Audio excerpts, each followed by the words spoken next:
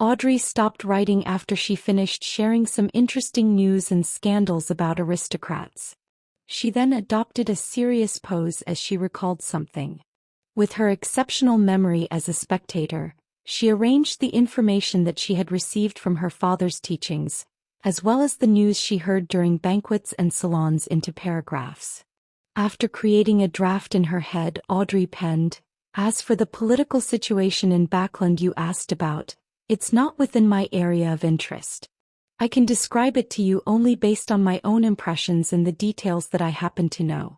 Some time ago, Father told me that after the abolishment of the Grain Act, the prices of crops were declining rapidly. The rent of farmland and pastures were also plunging, but I don't know the exact magnitude. I can only explain it to you with this example.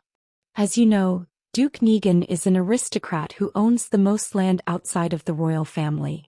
It's said that he owns more than £12 million worth of farmland, pastures and forests. Last year his land earned him a historic £1,300,000 in rent. But this year it's forecast that his rent will only be £850,000, a whole £450,000 less. That's more than the entirety of the assets that I'm entitled to. Without any further explanation from me, I'm sure that my dear brother will understand the behavior of most old-fashioned nobles. They're proud of being landowners and their income is derived mostly from rent. They place a heavy emphasis on their appearance and would maintain their current lifestyle even if they have to go into debt. They spend tens of thousands of pounds on the upkeep of their castles each year, many more thousands on clothes and jewelry, as well as their persistent hunting activities, social banquets, and the occasional lavish weddings and funerals, etc., etc. With the decrease in rent, according to my knowledge, a good portion of the nobles have met with financial difficulties. Because of this, Count Wolf has sold 84,000 ares of land in the countryside and gotten £29,000 in return. Viscount Conrad has also sold his art collection worth £55,000 to a national art gallery.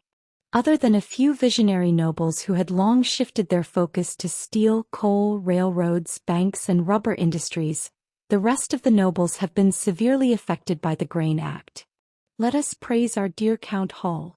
Father told me that the financial distress will loosen the control the nobles have over politics.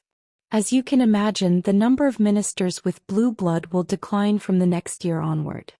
In a bid to secure funding, the Conservative Party and the New Party have promised to confer upon anyone the noble titles as long as they donate a sufficient amount of money and lack any criminal records. Of course, the caveat is that the person who donated the money must own an amount of land befitting of a noble. One example is the rich Mr. Sindres. He purchased the lowest area of land expected of a baron, 60,000 ares, then donated £100,000 to the Carlton Club and £400,000 to the Conservative Party, and donations to charity amounting to £300,000. Finally, he succeeded in receiving conferment from His Majesty and became a highly regarded baron. I've heard that there's a price list to this, £300,000 to become a baron and £700,000 to £1 million for a hereditary baron. There is no clear price for the title of Viscount or Count, but I'm sure those are sufficiently ridiculous. This year, many nobles who are facing financial difficulties are starting to seriously consider the possibility of marriages with wealthy merchants. There have already been 3 marriages like this over the last 2 months. The betrothal gifts the noble women received are something to be envied.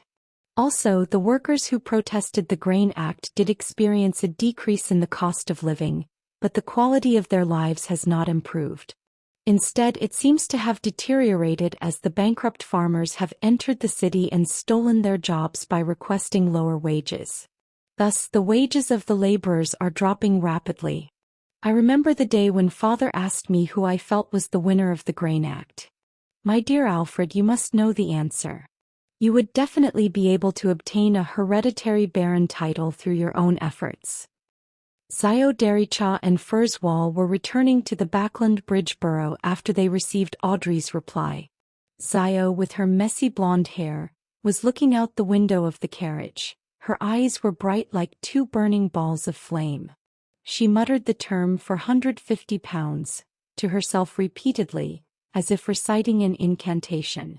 Her strength and courage grew every time she repeated the term. Darkholm hasn't reported the status of the investigation today. Let's make a trip to his house. Zio suddenly turned to look at Furs. Darkholm was the leader of a triad in the Backland East Borough and had control over many beggars and thieves. Even though he looked very friendly with his chubby face that was perpetually adorned with a warm and amiable smile, Zio knew that he was a merciless scoundrel. He once broke the arm of a 13-year-old thief because the boy had hidden his profit. Unless it was necessary, Zio was unwilling to meet Darkholm. But Darkholm was one of the few people who were most familiar with the vagrants in the city. Furs pushed her slightly curly hair back behind her ear. As long as it doesn't delay my lunch. No problem.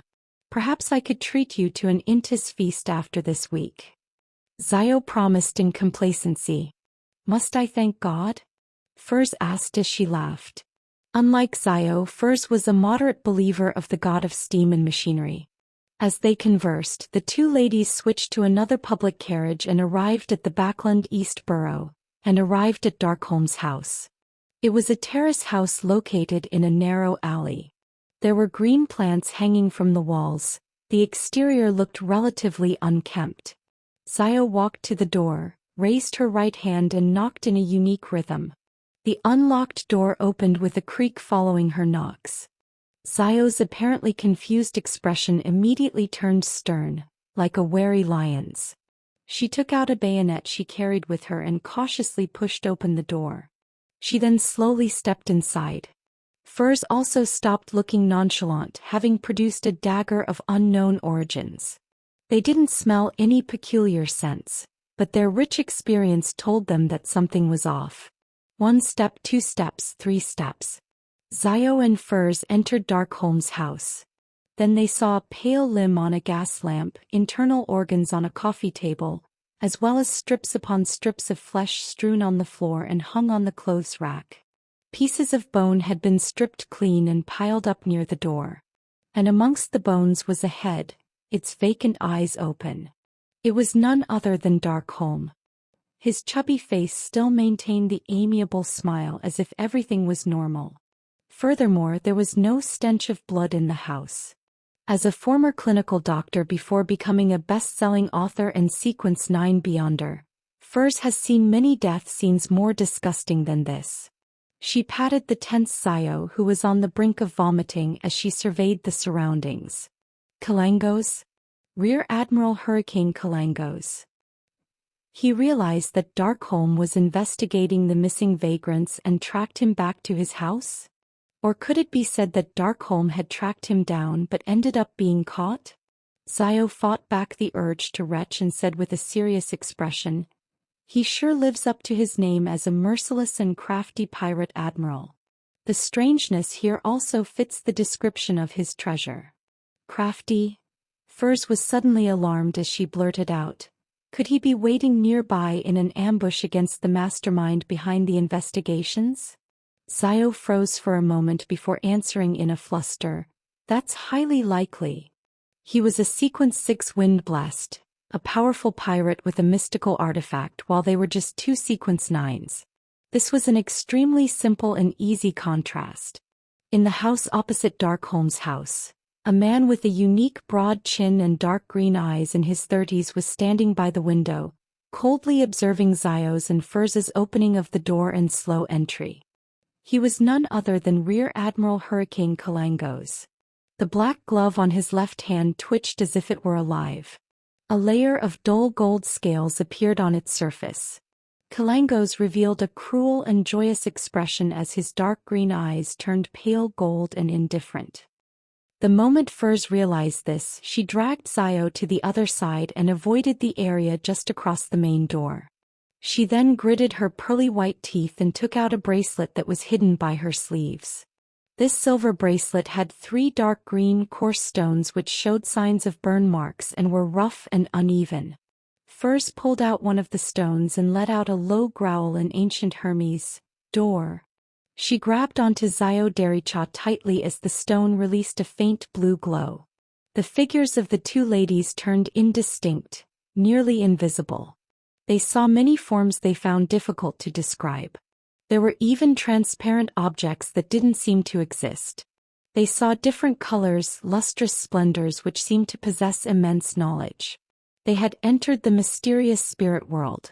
In this strange world that stood distinct from reality, Furs proceeded in a particular direction while pulling Zio along. Seconds later they exited their indistinct states and returned to reality, to Backlund. But they were no longer at Darkholm's house, but instead arrived at an empty cemetery. Kalangos, who was wearing his scaled glove, silently appeared at the door of Darkholm's house. He swept the interior with his cold gaze.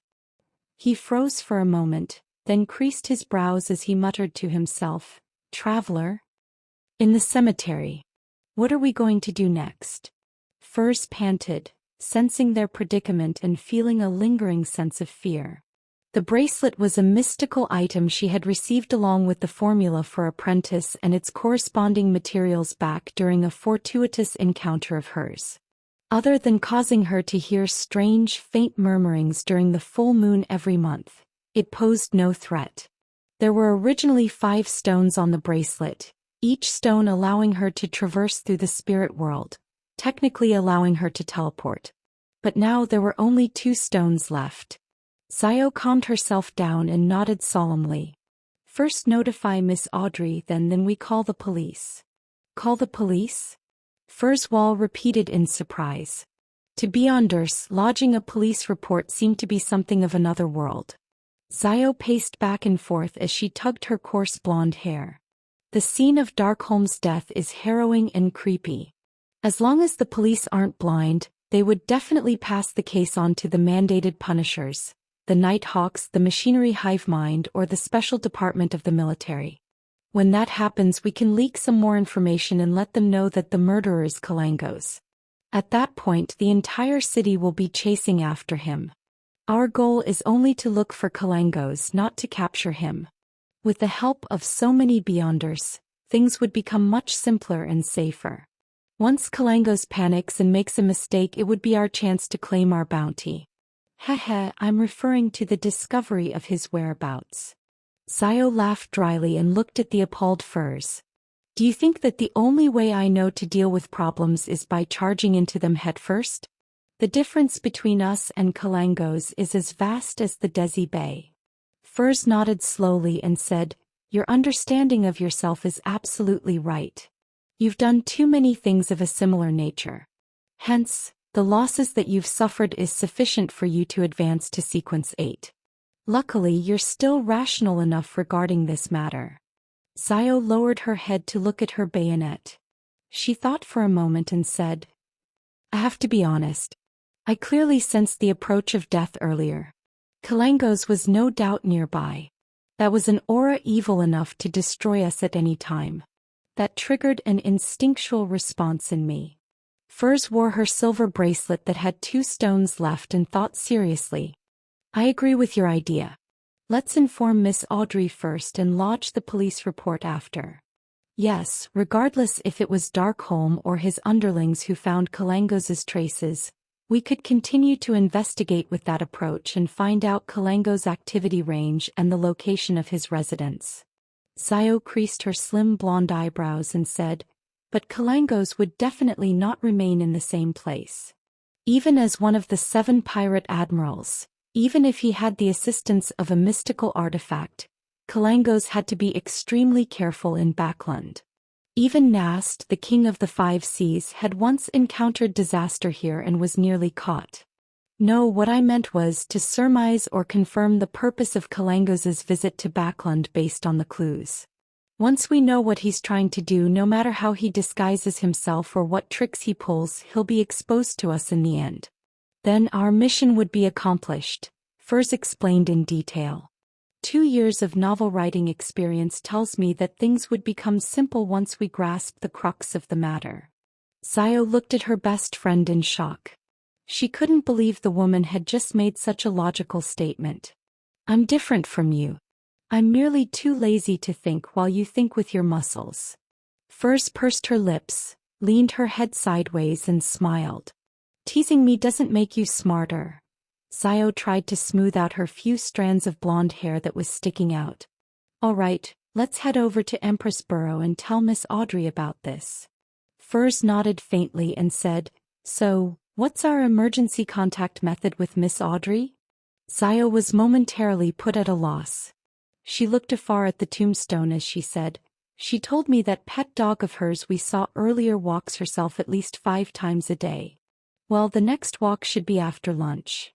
In other words, we have to loiter around suspiciously outside Count Hall's luxurious manor? The corner of Furz's lips twitched. Sayo suddenly looked sideways and revealed an obsequious smile. Furs, or would you prefer to just sneak in? I don't think that would be difficult for you. It's what you're good at. A hereditary count for centuries, one of the most influential parliament members in the House of Lords, the largest shareholder of Varvat Bank, the 4th largest shareholder of Backland Bank, the special consultant of the Royal Bank of Loan, the 3rd largest shareholder of Suchit Bank in the Intis Republic, the 2nd largest shareholder of Constant Coal and Steel Consortium, and so on. These are the titles of Miss Audrey's father. Sayo, use your brain. How could a man like that not employ any beyonders? Would he not have any prized collections? This is different from those destitute viscounts and barons. Furs replied in exasperation. I swear in the name of God, if I were to sneak in, I would be discovered and caught within 5 minutes. Sayo nodded continuously in agreement. Let's wait for the golden retriever then. With that said, she led the way. After she took a few steps forward, she spoke with her back facing Furs. Well, I will compensate you for your losses and the damages in the future. I'm referring to the stone, of course. Listening to that, the corner of Furz's lips lifted and she said, I was saving myself. And Sayo, you're going the wrong way. God, if you were an apprentice and ended up becoming a traveler in the future, it would be a disaster. Outside Count Hall's luxurious manor, Sayo and Furs hid behind an Intis parasol tree and secretly observed their target building in silence, watching the people walking to and fro. After God knows how long, they finally saw the golden retriever come out from a hidden hole under the wall. It pricked up its ears and looked to its left and right, appearing very cautious.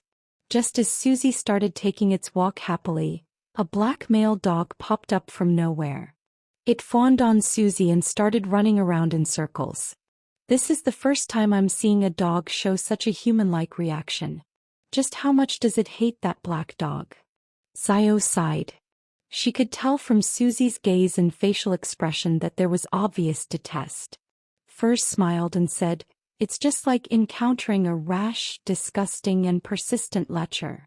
Seeing Susie attempt to speed up to escape the black dog's pursuit, Sayo stood up to administer justice. My ruling is for you to leave her alone. Sayo shouted with a mask of solemnity. The black dog was taken aback and immediately scampered away with its tail between its legs. Susie let out a breath of relief and slowed down. It barked politely and wagged its tail. That was close, I nearly said thank you to them. The golden retriever thought in joy. That would have been a very awkward situation. A melodic tune slowly came to a halt as Audrey picked up the latest intelligence Sayo and Furs had delivered and read it with knitted brows. She closed the piano cover and stood up elegantly. She paced back and forth in her piano room and considered her next course of action. Kalangos is a very dangerous man. If Sayo and Furs continued investigating, they might end up in danger. Might even expose me. Yes, I should just proceed according to their suggestion. Oh yeah, it's another 2 hours until the Tarot Club. I wonder what Mr. Fool would suggest? If he's still not interested, I'll discuss it with the hanged man carefully. Audrey gradually calmed herself down. This was the first time she had encountered, or perhaps was described as being placed in such a perilous situation. There was already 1 death. 3 in the afternoon. Audrey's vision recovered from a crimson and blurry state before seeing the boundless gray fog that didn't belong to reality, The lofty palace that looked like the home of a giant, the long ancient mottled bronze table, and the fool who was always engulfed by a thick layer of fog. Lastly, she saw the hanged man in the sun. At that moment, Audrey's tense and anxious emotions seemed to relax. She felt so safe, so calm. I'm participating in the tarot club that doesn't belong in the material world, and I'm dealing with Mr. Fool who's nearly a god. Kalangos and I are on different levels. Audrey sat in an upright position proudly. She lifted her chin slightly and greeted cheerfully, "Good afternoon, Mr. Fool. Good afternoon, Mr. Hanged Man. Good afternoon, Mr. Sun." After they greeted one another, Klein saw that Miss Justice was indicating her desire to speak. Therefore he nodded faintly to express his permission. "Honorable Mr. Fool, I wonder if your adorer has received the compensation of £300? Audrey asked, holding back her urge to talk about Kalangos while she showed concern over her leader's adorer. Klein smiled and said, "I didn't pay close attention to this matter. But as my adorer didn't request for additional help, I suppose he has already received it. Yes, I've checked multiple times. There are £300 lying in my anonymous bank account." Klein added in his head happily. "That's great." Audrey relaxed and looked across her. "Mr. Hanged Man, there's been progress regarding Kalangos." Alger suddenly sat up straight. He couldn't hide his excitement as he asked, "Where is he?" "Unfortunately, he noticed our investigations just after we discovered his tracks. He killed one of the personnel involved." Audrey repeated the highlights of Zio's and Furza's story and explained their follow-up plan in detail. Alger nodded faintly and said, "I'll pay close attention."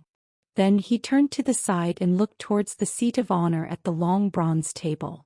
Under the vacant gaze of the sun, Derek, who listened but didn't understand anything, he said, "Honorable Mr. Fool, if I were to find out Kalangos' true intention and the very important and magical item that he intends to obtain, please allow me to recite your name and inform you through the ritual." He didn't repeat his request for the fool's adorer to provide him assistance. As he brought it up before and the fool had given his answer, there was no need to harp on the topic. Otherwise it might provoke the god. Hence, Alger made it clear that his intention was only to report his findings. If the final temptation was sufficient, he believed that Mr. Fool's adorer would definitely appear. "That works." Audrey widened her eyes. "I should have asked for the right to report as well.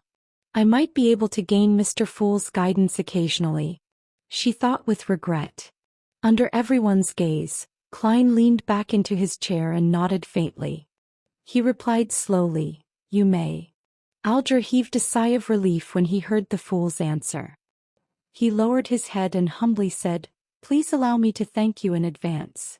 That's because I'm also curious about the item Kalangos is searching for. I want to know about the item that can allow a Sequence 6 Wind Blast to have the strength of a Sequence 4.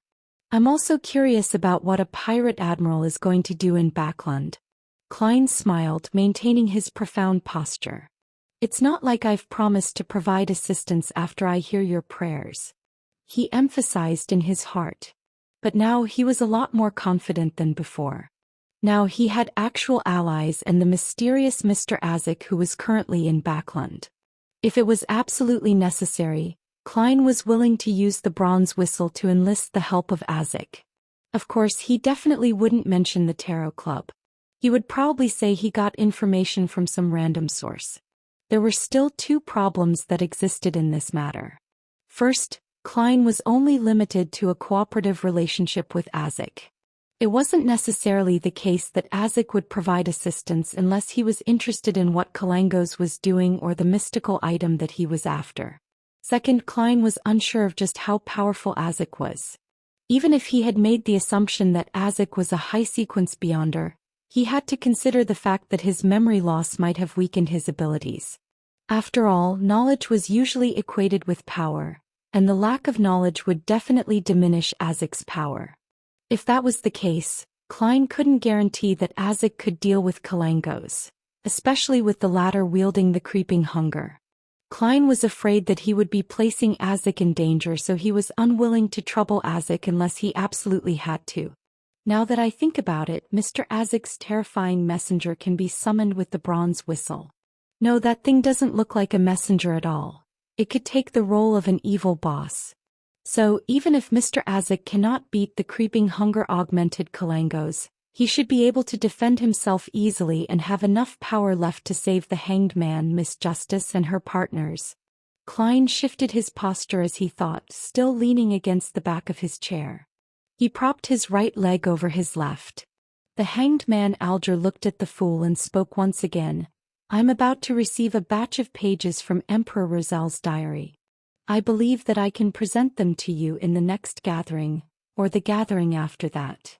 According to the arrangement of the Church of the Lord of Storms, Pritz Harbor was under the jurisdiction of the Backlund Diocese. Thus, Alger could enter the capital and wait for Rear Admiral Hurricane Kalangos to show himself under the guise of reporting about his previous voyage. Backlund had been the headquarters of the Church of the Lord of Storms until the end of the last epoch, having shifted their holy altar to Pasu Island only after the establishment of the Lone Kingdom. Regardless, the status of the Church of the Lord of Storms in Backlund was second only to the headquarters of the 7 great churches. One could imagine the information the Church of the Lord of Storms held. Under these circumstances, Alger was confident that he would be able to collect pages of Emperor Rozel's diary in the name of research. After all, they were indecipherable at present. Klein allowed joy to color his tone as he said with a gentle nod, "Very good." What he was really feeling right now was a mix of joy and worry. He was happy that he could see several pages of Emperor Rozel's diary soon. They might contain a lot of useful information, but he was also worried about what he had to give the hanged man in return. After all, no one knew if the hanged man would be interested in the contents of the diary, or if the content was valuable enough. Even a seer is unable to determine that in advance. Must I really let my adorer help him?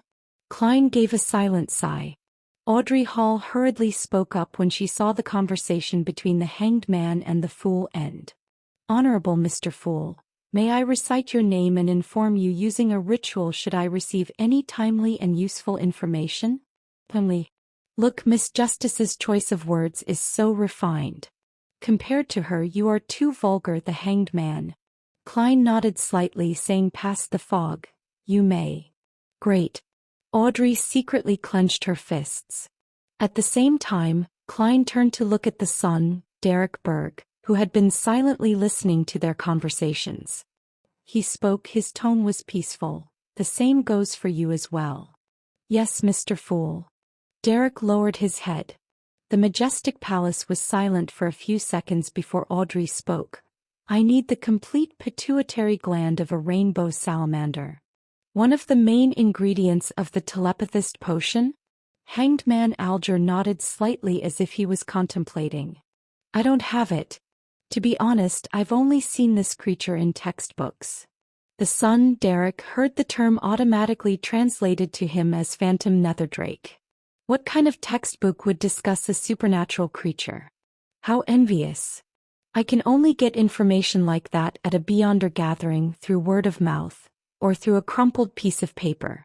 There's no system in place and my search for knowledge lacks organization. I'll find a way to trade for the son's textbook in the future. Oh, he was interested in the formula for the Bard potion. Audrey thought, a little envious. At that moment, Alger looked at the fool, then retracted his gaze. He then looked opposite him and said in thought, "I might have a way of obtaining the complete pituitary gland of the rainbow salamander." Without waiting for Audrey to speak, he added on, "But it's under the premise that Kalangos is found.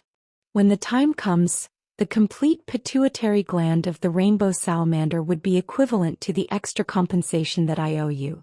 Miss Justice, you might not know, but these creatures are nearly extinct, and we can only find traces of them in primitive islands in the Sea of Fog, the Berserk Sea, or the Sonia Sea. Not many people have the coordinates to these islands. Hey, if you're interested, we can make a deal, for I am one of the few who knows how to get there. I'm also interested in those primitive islands." Klein silently listened to their conversation.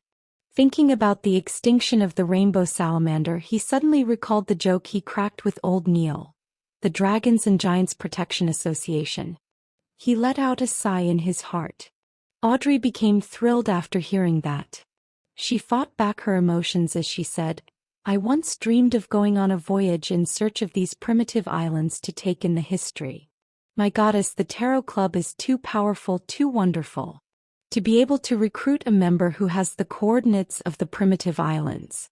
Praise Mr. Fool." Audrey couldn't maintain her spectator state as a smile crept across her face. Primitive islands? Klein froze for a moment, then thought about a page of Emperor Rozel's diary that he had seen, the one where the emperor described himself as a pirate king. He said that he discovered an unnamed island with many supernatural creatures when he and his 4 horsemen of the apocalypse were traversing the Sea of Fog on an unsafe sea route. Could that be the so-called primitive island? How unfortunate the great emperor didn't include any coordinates in his diary. Perhaps the information will be in some future pages, but as of now, I haven't received any pages of his diary in chronological order. Klein was filled with regret and anticipation. The son Derek was already confused by the terms Sea of Fog, Berserk Sea, Sonia Sea, Primitive Island, etc. He felt more and more certain that Miss Justice and Mr. Hanged Man belonged to a different world than he did. After collecting herself for a few seconds, Audrey asked curiously, "Does the near extinction of the rainbow salamander mean that the spectator pathway will be severed soon?" "No, there will definitely be substitute materials." Alger gave a definite answer. "What substitute materials are there?" Audrey's eyes brightened as she asked. Alger shook his head, replying without revealing certain profound truths. "I don't know. Perhaps the members of the psychology alchemists might know." "Then how can you be so sure that there will be substitute ingredients?" Audrey didn't understand. Alger laughed and said, "You will understand in time. Or do you have something to trade for the information right now?" "I guess I'll wait." Audrey pouted and sighed. She also dismissed the idea of asking Mr. Fool. "There's no use in me knowing for the time being. The Hanged Man will definitely ask about something regarding Rear Admiral Hurricane, and I cannot be dragged too deep into that matter." She suddenly felt like praising her intellect. But what she never expected was that Mr. Fool was feeling very disappointed at that moment. Klein was rather curious about the secrets which Alger's words held. Unfortunately, Miss Justice, who was the best assist all this while, didn't choose to go through with the transaction. No matter what method they chose to perform a transaction, the contents of the deal couldn't be hidden from the owner of the fog. Well, even if the rainbow salamander is nearing extinction, the psychology alchemists are still giving out formulas listing it as an ingredient instead of providing a substitute.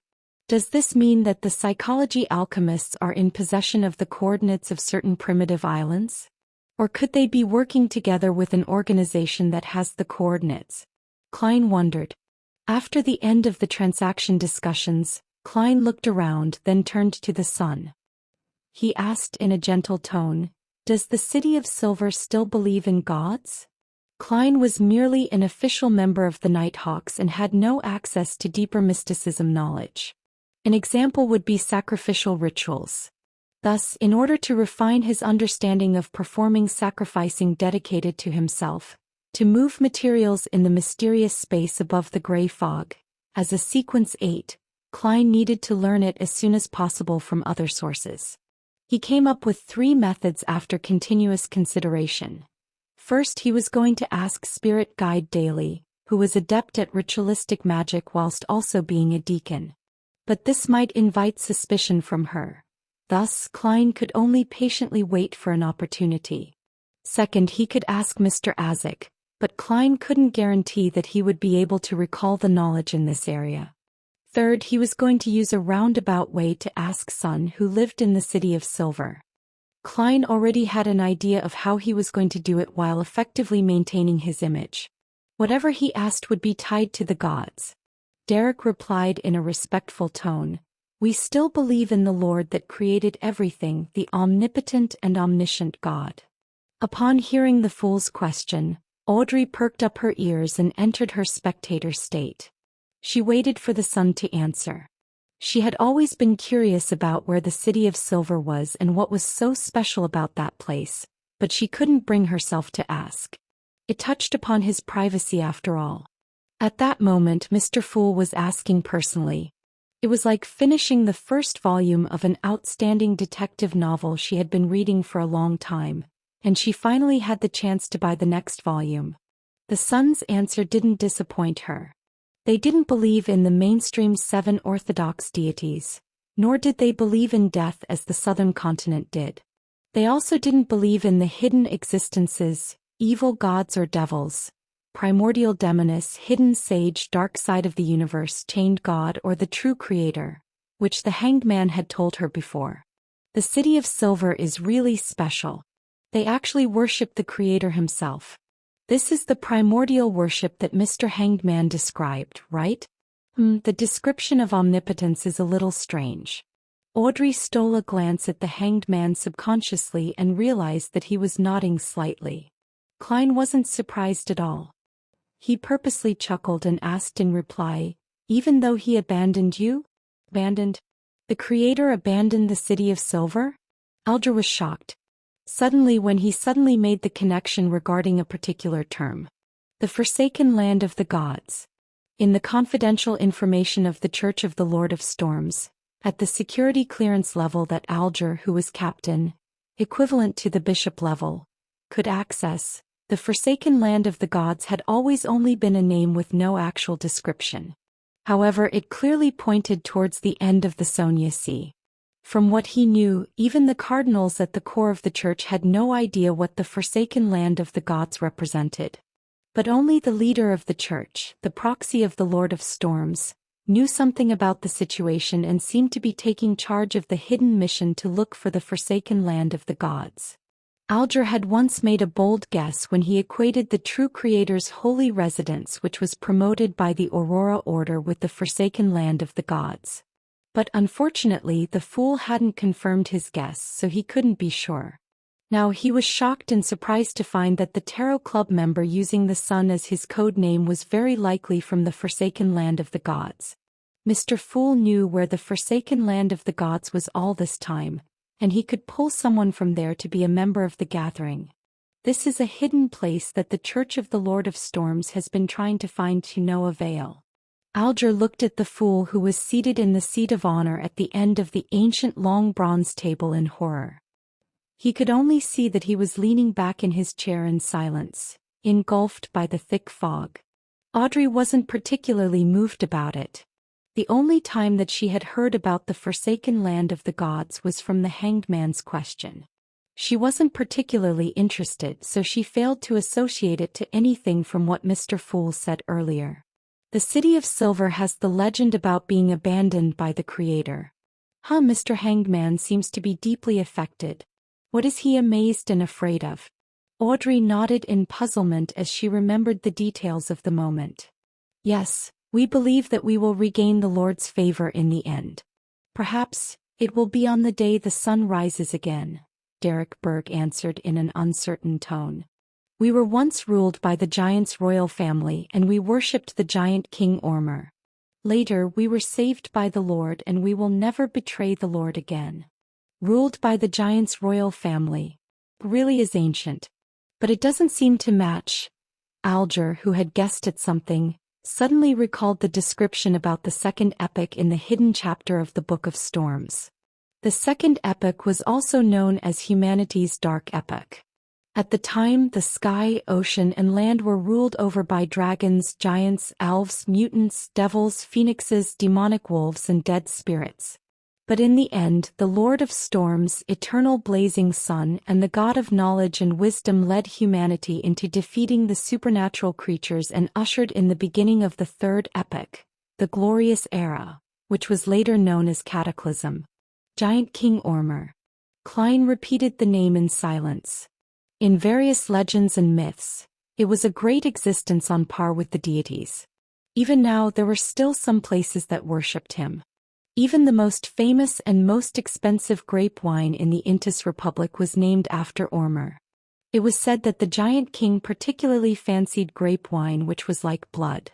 Considering the fact that the Church of the God of Combat is in control of the complete pathway of the warrior, which once belonged to the giants, can I assume that Ormer was the ancient god of combat? Klein guessed. He nodded deliberately but didn't think any further about it. He then asked calmly, "Do you still offer sacrifices to this omnipotent god?" "Yes, we still do. But since the day we were abandoned, we have never gotten any response." Derek's voice had a hint of unconcealed pain. Klein leaned against the back of his chair leisurely. He half closed his eyes and said, "Describe the process of your offering ritual in detail.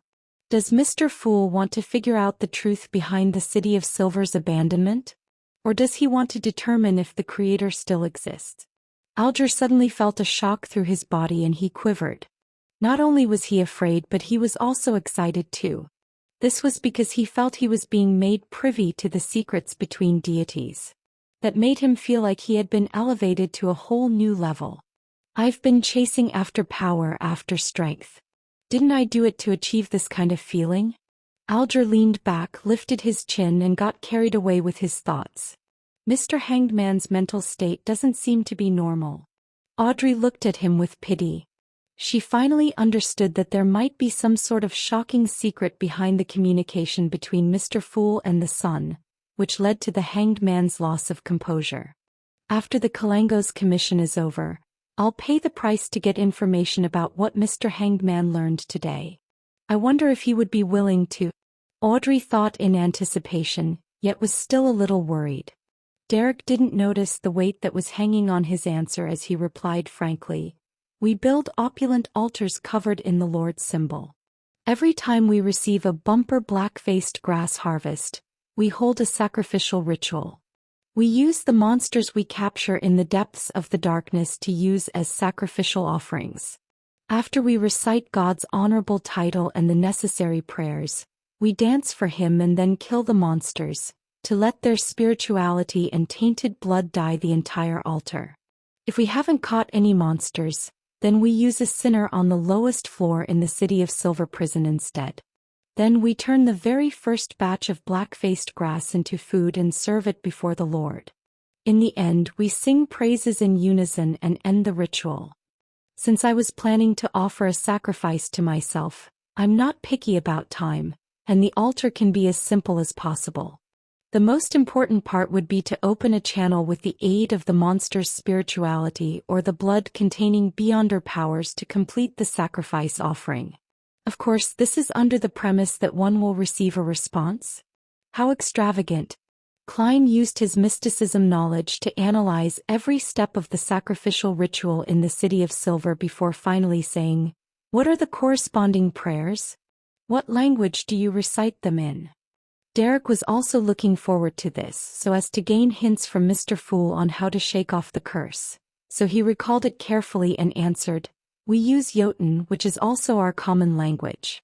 The corresponding prayers are, your devoted believers pray for your attention. We pray for you to take their offerings. We pray for you to open the gates to your kingdom."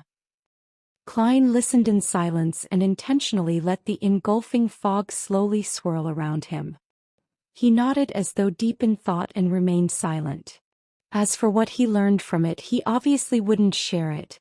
Alger found it very normal. How could the secrets of a deity be revealed directly to a mortal?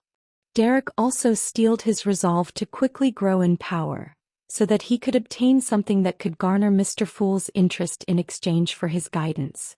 After some more communication, Klein ended the gathering. He watched Justice's, the Hanged Man's and the Sun's figures vanish before him. He looked down and saw the boundless gray fog and crimson stars that seemed eternally immutable. However, after he advanced to sequence 8, he realized that he could connect even more stars. In other words, he could pull in more members. At least 2. Klein nodded indiscernibly. He wasn't in a hurry to add new members. He planned to act as he had before. He would first wait and observe. If Justice and the Hanged Man had any recommendations, he could assess them first. What I saw the last few times was when the sun was praying. There was a clear crystal ball before him, but ever since I pulled him into the world above the gray fog, that crystal ball has never appeared again. Does the prerequisite needed to pull people in through the connection of the Crimson Star have something to do with having a special item around them? Or does every Crimson Star correspond to an item in reality, which, when it's connected successfully, it would return to the world above the gray fog? I wonder if Miss Justice and Mr. Hanged Man were the same. Let's just assume that's the case. In that case, if people without this special item were to recite, "The fool that doesn't belong to this era, the mysterious ruler above the gray fog, the king of yellow and black who wields good luck," and allow me to hear their prayers, would I be able to pull them in? I can give it a try in the future. Klein didn't stay any longer. He wrapped himself with spirituality and stimulated a descent, leaving behind the lofty palace, the ancient table, and the 22 high-backed chairs which sat immutably above the gray fog. He had mastered the overflowing power of the clown potion and eliminated the corresponding negative effects. Therefore he wanted to try the ritual to summon himself. I wonder what I'll conjure this time. Klein thought in anticipation and fear as he fell through the mad ravings. Klein didn't hurry to dispel the wall of spirituality when he returned to his room. Instead, he expertly took out a candle infused with sandalwood and placed it in the middle of his desk. He then followed the steps for the ritual, lighting up the candle with his spirituality and scattering essences, extract and herb powder herbs symbolizing good luck and mystery. He saw the flame alternate between being dull and bright as he took in the fragrance of peace and harmony. Klein took 2 steps back and looked at the candle on the table. He then shouted in the language of the giants, "I."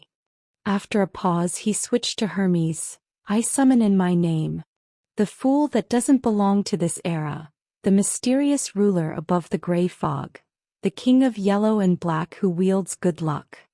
At that moment the flickering flame fused itself with the harmonious scent to form an illusory vortex, a vortex that manically absorbed the spirituality. After Klein finished reciting the incantations, the vortex stabilized to become a palm-sized circle of grayish-white fog. After observing the fog, Klein took 4 steps counterclockwise without hesitation. He returned to the world above the fog, and as he expected, he saw ripples of light spreading from his high-backed chair, accentuating the mysterious aura of the weird symbol, the pupilless eye and partially contorted lines, on his chair. He took in a deep breath and calmed his soul down using cogitation before extending his hand toward the target. At that moment he heard the incantations that he had just recited. He saw the surging spirituality and the rippling light fuse to form an illusory door. Compared to the previous time, the door was now completely formed and was etched full of mysterious patterns. The patterns were the same as the symbol on the back of the fool's chair, a symbol made up of the pupilless eye and the partially contorted lines. As he looked at the door, Klein focused his mind and willed the door open.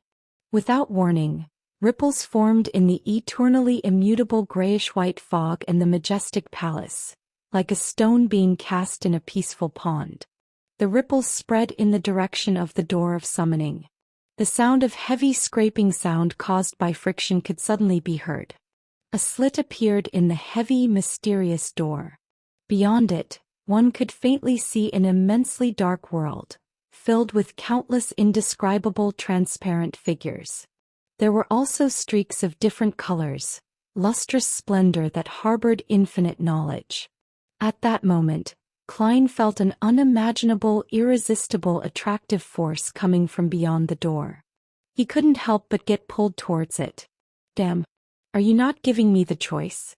Just as he had that alarming thought, his body went through the slit and vanished into the darkness behind the door. The dizzying, maniacal roars gradually died down. Klein finally came to his senses. He saw a young man in front of him. The man was wearing an old shirt, had black hair, brown eyes, and average-looking facial features. The man had an average build, was a little skinny, but his frame seemed to hide considerable power.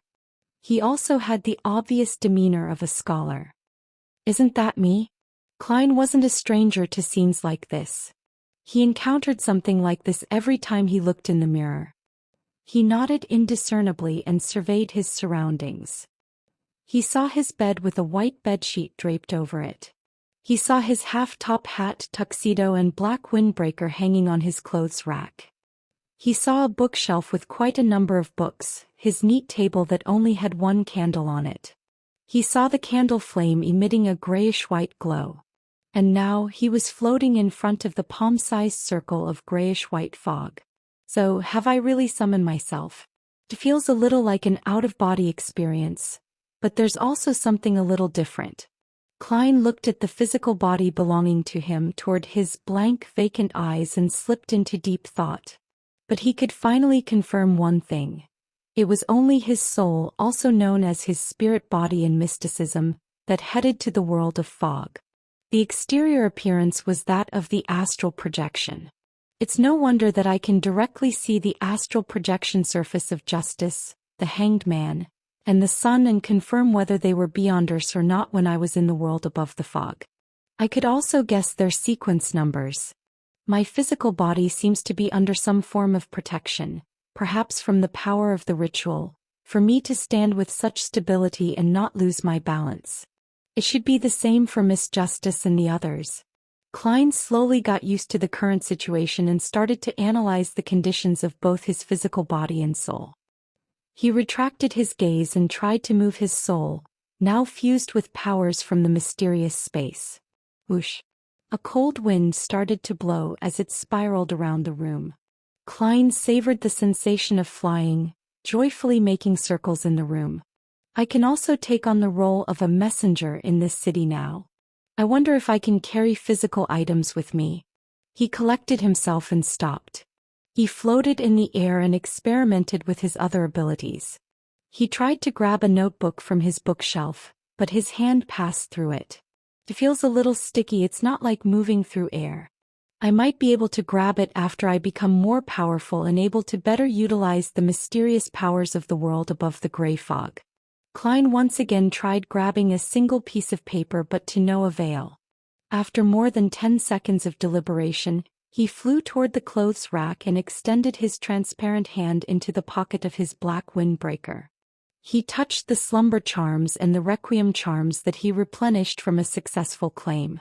They were objects infused with his own spirituality, different from ordinary objects in supernatural terms. Thus, Klein wanted to see if he could carry them about. His palm once again went through the charms, but he could clearly feel their existence. He felt the intertwining of spirituality, but he didn't have enough strength to pick them up. Of course, another explanation was that there wasn't enough spirituality within the charms to achieve a strong resonance with his current state. The spirituality isn't strong enough, Klein thought as he moved towards the other pocket. That pocket stored the flaring sun charms that he made with the stolen power of the divine blood and his own spirituality. A warm sensation quickly spread all over his body, making his form turn more stable and his thoughts clearer. He could take the thin gold piece out of his pocket. In the mirror in his room, the charm seemed to float out of the pocket on its own accord, similar to the descriptions in ghost stories. I can move flaring sun charms. I can also create sound using my spirituality. So I do have certain abilities in this state. Klein flew toward the mirror and stopped in front of it. He saw that only the thin gold piece was reflected. Other than that, it was only the furniture and darkness in the room caused by the drawn curtains. After a few seconds of consideration, he placed the flaring sun charm onto the bed before returning to the front of the mirror. He wanted to see if he could move through the mirror. His vision turned dark. Klein's vantage point suddenly changed. He saw the room that was reflected in the mirror, the furniture that was accentuated by the weak sources of light. It made him feel as though he was hiding in an obscure corner, peeping into a tiny portion of the room. I really can go through the mirror. But this is only an ordinary item which doesn't lead to some mysterious and strange world. Klein nodded and charged forward, once again returning to his room. The success of carrying the flaring sun charm gave him immense confidence. Hence he attempted grabbing something else. Mr. Azek's copper whistle. The moment he touched the ancient and intricate object, he felt his spirituality expanding and freezing. His illusory eyes turned into dark, burning flames. Feels like I have gotten a little more powerful. My form is like a wraith's but without the strong sense of vengeance. Klein projected his current appearance by calming his mind. This was one of the abilities of a clown. Mr. Azek's copper whistle is truly fascinating. He nodded, noticing that he could now pick up pieces of paper with certain weights. He could also pick up his slumber charms. How unfortunate. I can carry the silver ritual dagger, but the revolver is too heavy. Klein concluded his experiments and turned to see if he could use any spells in this state. After serious test, he concluded that he could conjure 2 spells. The first being a formless howl could shake the souls of his target, and the second was inducing a state akin to freezing via contact with a target. Klein came to a satisfied stop. He looked out the oriel window towards the sunlight and street covered by the curtain. I wonder if I can move about during the day in this state, he muttered as he floated towards the window. He then carefully lifted the curtain, creating a slit and allowing a small amount of sunlight to pass through the wall of spirituality and into the room. Under the radiant sunlight, Klein felt his soul boil with a black fog. His powers were also being drained away bit by bit. He quickly released his grip, allowing the curtain to block the light. I can't. Klein thought for a moment, then placed his gaze on the flaring sun charm on the bed. I wonder if the effect would be the same if I'm augmented with the divine blood of the eternal blazing sun? He floated toward the bed and tried to grab the thin piece of gold. But just as he touched the charm, the warm pure feeling formed a stark contrast with his burgeoning cold spirituality. It was like an existential conflict between fire and water. Sizzle. He tossed the piece of gold away as if he had been burned. The power of Mr. Azek's copper whistle cannot inhabit my soul at the same time as the flaring sun charm. Klein understood as he set the copper whistle down. He felt his spirituality shrink and the black flames in his eyes extinguished. In this state, both the spells I can use have been weakened. After another round of experimentation, Klein grabbed the flaring sun charm, once again feeling the stabilizing and warm purifying effects the charm had on his spirit body. He returned to the window and cautiously moved through the curtain. The sunlight only felt warm on his body, but it didn't inflict any harm. Not bad. Klein let out a mixed smile. He made his way past the wall of spirituality and cautiously flew out of the house with the intention of conducting more experiments. The weather in Tianjin turned from refreshing cool to a bitingly chill in early September. However, the sunlight at 3 or 4 in the afternoon was still warm and soothing. Klein went through the wall of spirituality and the oriel window. He floated in the air outside of his bedroom as he overlooked the people and carriages shuttling to and fro Daffodil Street. Just then, there was a man in a gray labor uniform who suddenly lifted his head and looked over. Klein panicked and wanted to hide, but he couldn't find any suitable cover. When he didn't see anything to hide behind, he started to sneak back into his house. However, from the corner of his eye, he saw the man earlier merely glanced over the window. Then his gaze followed a flying sparrow, but unfortunately he lost sight of it. In Tianjin, birds could occasionally be seen. Phew. I forgot that an ordinary person wouldn't be able to see me. Klein let out a breath of relief and felt that he had yet to get used to the situation. As he grew more confident, he flew lower and went to a nearby spacious street where he floated above people's heads. As he drew closer, Klein immediately realized that his vision was the same as his spirit vision. There was no need for him to activate it, but there was a restriction to its range. Also, besides the aura and emotional colors, he could faintly feel the existence of everyone's soul. They were blurry, illusory, and transparent. In this state, I think I could bypass a person's body and directly attack their soul. Klein nodded thoughtfully. He circled around and prepared to test his fastest speed. Hence, he flew towards Iron Cross Street with all his strength. It didn't take long before he came to a halt and arrived outside the apartment he used to stay in. It should be about the speed of a car on the highway. It's a pity that I still can't go in and out of the spirit world. Otherwise, it'd be perfect. But if I were to be lost in the spirit world, it's said that the consequences are very severe. Just as Klein finished his self-evaluation, he felt low-spirited and gloomy. There was an unspoken pressure. He looked around and felt that Iron Cross Street was engulfed with gloominess that ordinary people could see, a darkness that the sunlight couldn't dispel. There were layers of numbness, despair, pain, and other emotions overlapping as though they were corporeal. It feels just like what I experienced when using spiritual perception on this street when I first became a seer. Iron Cross Street's middle street and lower street hasn't changed to this day. I wonder how many years it took to accumulate such oppression and gloominess. Klein recalled the past and sighed as he flew up to the third floor of the surrounding buildings. He finally felt sunlight and shook off his depression. Klein flew along Lower Street, and from time to time he would see residents who were dressed in tattered clothes, looking expressionless and malnourished. He even ran into two bodies that had died of natural causes: prolonged starvation and malnutrition with a sudden infliction of an illness. There were countless people who died in agony every month. However, the bankrupt farmers and slaves that surged in from the southern continent replaced them very quickly. Klein sighed in silence and changed direction and flew south. That was the industrial area of Tianjin. The steelworks, lead factories, ceramic factories, printing factories, metalworks factories, machine construction factories, and other factories all built right next to one another. As he flew, Klein saw towering chimneys. He saw dust filling the air and a thick gloominess that was only slightly better than that of Lower Street. It was crowded with emotions of exhaustion, pain, pessimism, and numbness. Laborers who were in their 30s were considered the minority. Just as Klein wanted to fly lower to look at the area more closely, he suddenly felt weak. It was a weakness that came from inside him. My spirituality can't withstand the duress. Klein became alarmed.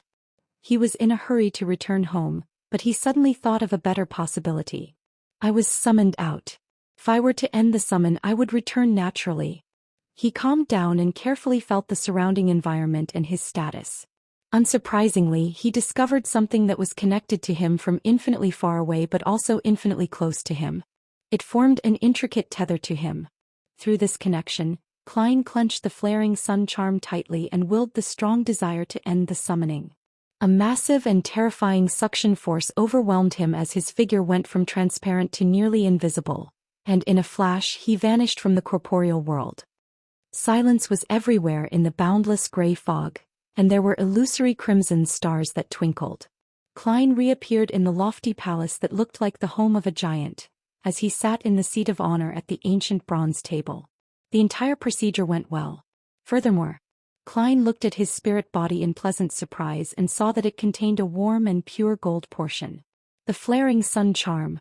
I actually brought something corporeal into the world above the gray fog. He held the charm with a smile and fiddled with it to make sure it wasn't an illusory item.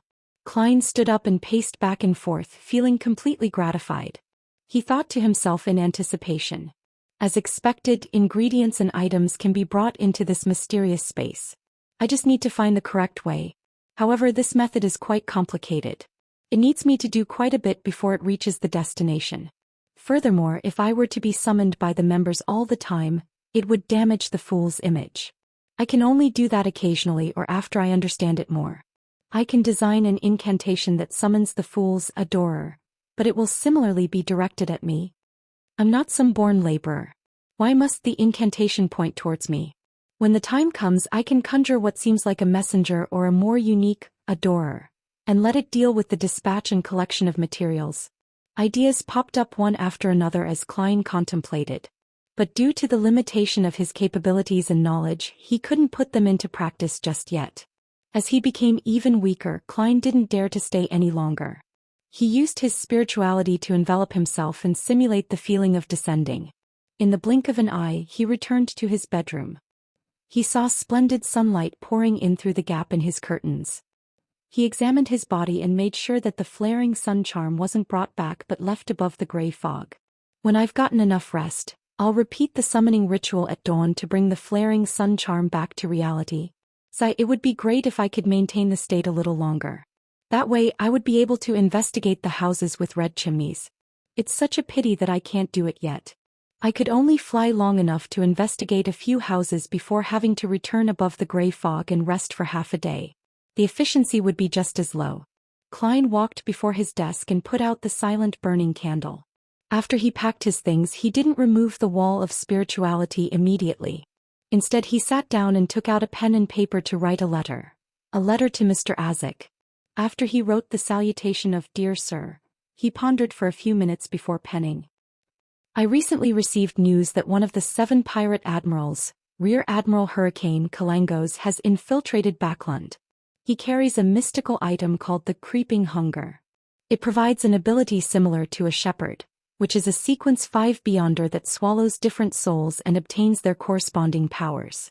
It said that there is a limit to the number of souls that one can let out to graze, but the souls can be swapped out. Kalango seems to have many beyonder powers, and I'm not sure what he's trying to do in Backland. The news I received suggested that he might be after a very important, very mystical item that could make Kalangos a high-sequence beyonder or as powerful as a high-sequence beyonder. Klein fabricated his source of information to generally describe the situation with Kalangos, but it wasn't like Mr. Azek would look for a Nighthawk captain to confirm it. Klein didn't directly request assistance but made it seem like he brought up the subject casually to encourage Azek to be careful. Regardless of whether Mr. Azek was willing to help, it wouldn't hurt to first lay the foundations. If Klein eventually needed to ask for help, it wouldn't appear out of the blue that way. Klein let out a breath slowly and started writing the main content of the letter. The mastermind behind all that has happened hasn't taken any further action, and I still haven't found any related clues. The reason why I'm contacting you so suddenly is mainly to ask for your guidance regarding sacrificial rituals. I came across something like that during a recent mission. With the son's description and Mr. Azek's answer to compare, I should be able to try a sacrificial ritual after that. By reversing the ritual, I should be able to bestow items. This would be a more suitable ritual for exchanging ingredients and items rather than summoning myself. Yes, let's hope that Mr. Azek remembers the knowledge about this. Klein nodded slightly. He put down his pen without signing his name. There's only one copper whistle, so I'm sure Mr. Azek wouldn't make a mistake with the sender. Therefore, to be careful, Klein didn't leave his name. After he folded the letter, he looked at his 3-meter-tall ceiling. He picked up the copper whistle from the bed a little hesitantly. Perfect, let it squat and get the letter. Klein emphasized inwardly before lifting his right hand and putting the copper whistle to his lips. He puffed up his cheeks and blew hard. The whistle didn't produce a sound, but Klein's acute senses noticed that the surroundings had instantly turned cold. He activated his spirit vision and saw that there were blurry yet glistening white bones surging out of his study desk like a fountain as it rose in height. The white bones quickly gathered together and turned into an illusory yet huge monster. Its head tore through the wall of spirituality and reached somewhere unknown. Klein looked at the white skeleton's thighs and body as well as its arm that hung down. Seeing its right palm open up, the corner of Klein's lips twitched as he tossed over the folded letter. The large bony palm did a sweep and caught the letter firmly. Then Klein picked up his copper whistle and blew again without hesitation. The monster crumbled in an instant, transforming into bones that fell onto his desk before sinking in and vanishing. After doing all of that, Klein removed the wall of spirituality. In the sudden wind that stirred, he hobbled towards the clothes rack and returned the copper whistle to its original place. Then he quickly walked to his bed and planted his head into it. The moment his body touched the soft mattress, he fell into a deep sleep. After dinner, Klein engaged in small talk before reclining on the sofa. He picked up the recently delivered Awa Evening News and started leisurely reading. Benson wore a bitter expression as he sat opposite his sister. In front of him was the dining table which had been wiped clean by Bella. On it was grammar books, classic literature, accountancy notes and other materials. In front of Melissa were her notes and stationery, including but not limited to pens, paper, rulers, compasses, etc. It's like I've been taken some 10 years back. Back then, I was still a student at the church's Sunday school, Benson complained, but he continued to study with his head down. That's not too bad. This scene makes me feel the achievement of being a parent. Klein smiled and said, knowledge can change one's destiny and diligence will result in glory. I made up the latter half of that saying. I wonder if Roselle has said that before.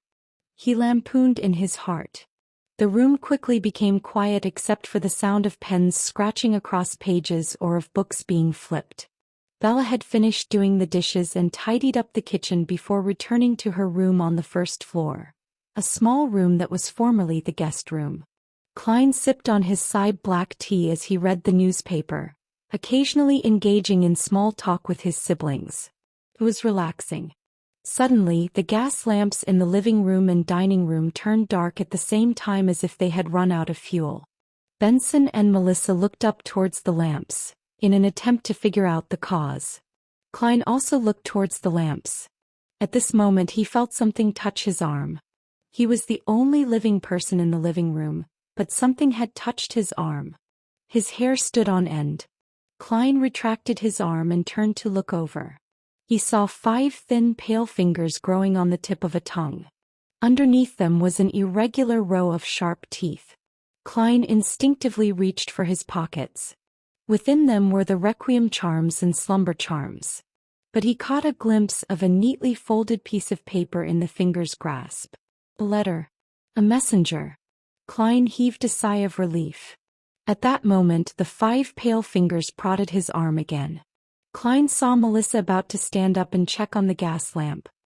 He reached out with his left hand and grabbed the letter, then he quickly retracted his arm and hid the letter under the stack of newspapers on the table. He then saw the fingers, tongue, and the irregular row of sharp teeth fade away and disappear from the corner of his eyes. With a thought, Klein tapped his left molar and silently activated his spirit vision. He once again saw the 5 abnormally thin fingers. He saw the long red tongue adorned with sharp white teeth. He saw them retracting back into the transparent face on the ground. A second later the face disappeared completely. The lights in the living room and dining room were restored back to normal. Strange, Melissa pouted, finding no faults with the lamps even after a serious check. Why is the lady in our house responsible for such things, while the men watch from the side? Klein shook his head and deactivated his spirit vision. When spirits were willing to be seen and had the corresponding abilities, even an ordinary person could spot them. What happened just now was an example. After discussing the problem with the gas lamps, the Moretti siblings became quiet once again. Benson and Melissa once again delved into the ocean of knowledge. Klein used the newspaper as a cover and unfolded the letter with one hand. He placed the paper between the newspapers and started reading the reply from Spirit Guide Daily. I have to emphasize again, I prefer the title of Spirit Medium. I'm going to give you a positive response regarding what you asked. Yes, mediumship rituals can also be used on living beings, not just living humans. But this is troublesome and poses some level of danger. The souls left behind by the dead are pure. They have few impurities or chaotic thoughts. We can communicate with them, asking them questions and receiving answers without any barriers. Of course, you can use the method of dream divination to directly receive images from them. But that cannot be replicated with living humans. The subject still has a will and would fight against unprotected communication between souls. Klein's lips twitched when he read the letter. He confirmed that it was Daly herself who wrote this letter. Unprotected communication. That really is the way she speaks. Klein returned to the letter after taking a quick glance at his siblings. We only have 2 methods when faced with such a situation. First, we can use our powerful spirituality and sophisticated mediumship rituals to triumph over the will of the other person, engaging in a barbaric method of communication. Second, we can use medication to make the other party relax. What I use the most are the Amantha essence and eye of the spirit medication. Haha, I'm sure that you still have a lingering impression of those. After reaching the stage of channeling the soul, you must take note that you're also in a spiritual state, unlike when you're communicating with the souls left behind by the dead. In simpler terms, Your spirituality is entering the spirituality world of the other party. Take note, a professional spirit medium wouldn't lack the means of protecting themselves under such a state. But you cannot do that. You would not be able to learn or use the techniques that I know of even if I explain them to you. So you have to maintain a certain level of lucidity and rational thought. Only through this method can you fight back against the torrents of the other party's random and chaotic thoughts before arriving before his spirit and establishing communication. At this point you'll be communicating at the level of the body of heart and mind. At this stage you have two options. One is to use a technique to forcefully read the memories of the other party, but you have to be very careful for you cannot be sure if the things you're reading are the things that you want to know. If you indiscriminately receive a large amount of memories from a person, it's very likely that your soul would collapse. Furthermore, it will cause severe damage to your target's soul, sometimes even destroying them completely. Unless you're a professional spirit medium, I do not suggest using this method. The second option is to gently communicate with the other party's body of heart and mind. No matter how you entered, whether it be through violence or medication, the target will definitely be in a groggy state. They would generally not be able to lie, just like you couldn't. No, you cannot recall what happened to you. Although I know you've definitely forgotten about it. Sorry, Madam Daly, I was very awake back then. Klein chortled inwardly as he lowered his gaze and read the rest of the letter. Such communication can allow you to obtain real answers, but they won't necessarily all be the truth. You should understand what I mean. As long as you read the news, you must have heard Emperor Roselle's famous quote. I don't remember the actual quote, but the essence of the quote is that what one says shall be the truth, the whole truth and nothing but the truth. In short, a spirit might not remember everything because a lot of memories are in one's subconscious or collectively be in the subconscious. Oh, I shouldn't mention that. Dunn calls it the evil theories of the psychology alchemists. Thus, you must be able to guide the soul and be good at designing your questions. Do you understand? The corresponding techniques include. These are all under normal circumstances. What should we pay attention to when we're trying to communicate with the soul of a beyonder who has gone insane? It's the same, maintaining your lucidity. You must not fall into a daze at all. This is because a beyonder's spirituality is very potent and their spirit is filled with chaotic thoughts. Let me give an example. An ordinary person's consciousness is an island. The subconscious is the portion of the sea beneath the island. The collective subconscious is the surrounding sea. The sky belongs to the spirit world. As for a beyonder, his island might have a controllable active volcano. A lunatic's island might have a volcano that can erupt at any time. It would quake the foundations and pollute the sea. When you come into unprotected contact with the spirit of an insane person, his chaotic thoughts might infect you, just like how polluted water in the sea would flow outward, spreading further. Yes, channeling his spirit under such conditions is like linking your sea to his. Thus, you need to pay close attention to this pollution. A few examples are when a spirit medium is careless when doing similar things and didn't use any protection. After that, they can develop mental problems similar to that of the target. Under normal circumstances, mental diseases are not contagious. But in the domain of mysticism, in the world of channeling spirits, they can indeed be contagious. Maintaining your lucidity and not being affected by the chaotic thoughts of the target are things that you must pay attention to. Following those would be the guided questions which can be used to effectively communicate with an insane person. If you wish to try this, I suggest applying a sedative agent before doing so. The corresponding formula is available behind Tinjin City's Cheney Skate. There's also the formulated product. It can be effective in helping you maintain rational thought during the process. Of course, you can also get Dunn to apply for help from the Backlund Diocese. I'm very willing to see the spirituality state of an insane sequence 7 psychiatrist. Lucidity and rational thought. That's my expertise. I maintained lucidity and rational thought even when my soul was being channeled. Of course, I'm not someone who lets confidence get to my head. I'll still apply for the sedative agent, a mantha extract and eye of the spirit medication. Klein heaved a sigh of relief, a little eager to make the attempt. He put down his newspaper and stood up. He then entered the bathroom and ignited the letter with his spirituality before tossing the ashes into the toilet bowl and flushing them.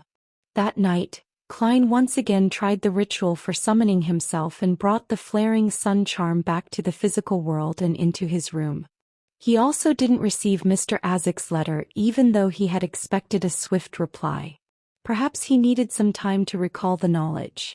Or perhaps he's not free to give a reply for now. Or perhaps he's worried that he would interrupt my sleep. Klein dispelled the wall of spirituality as he speculated. He made his way to the bed. The following day, Tuesday morning, Klein entered the Blackthorn Security Company and knocked on the door to the captain's office as usual.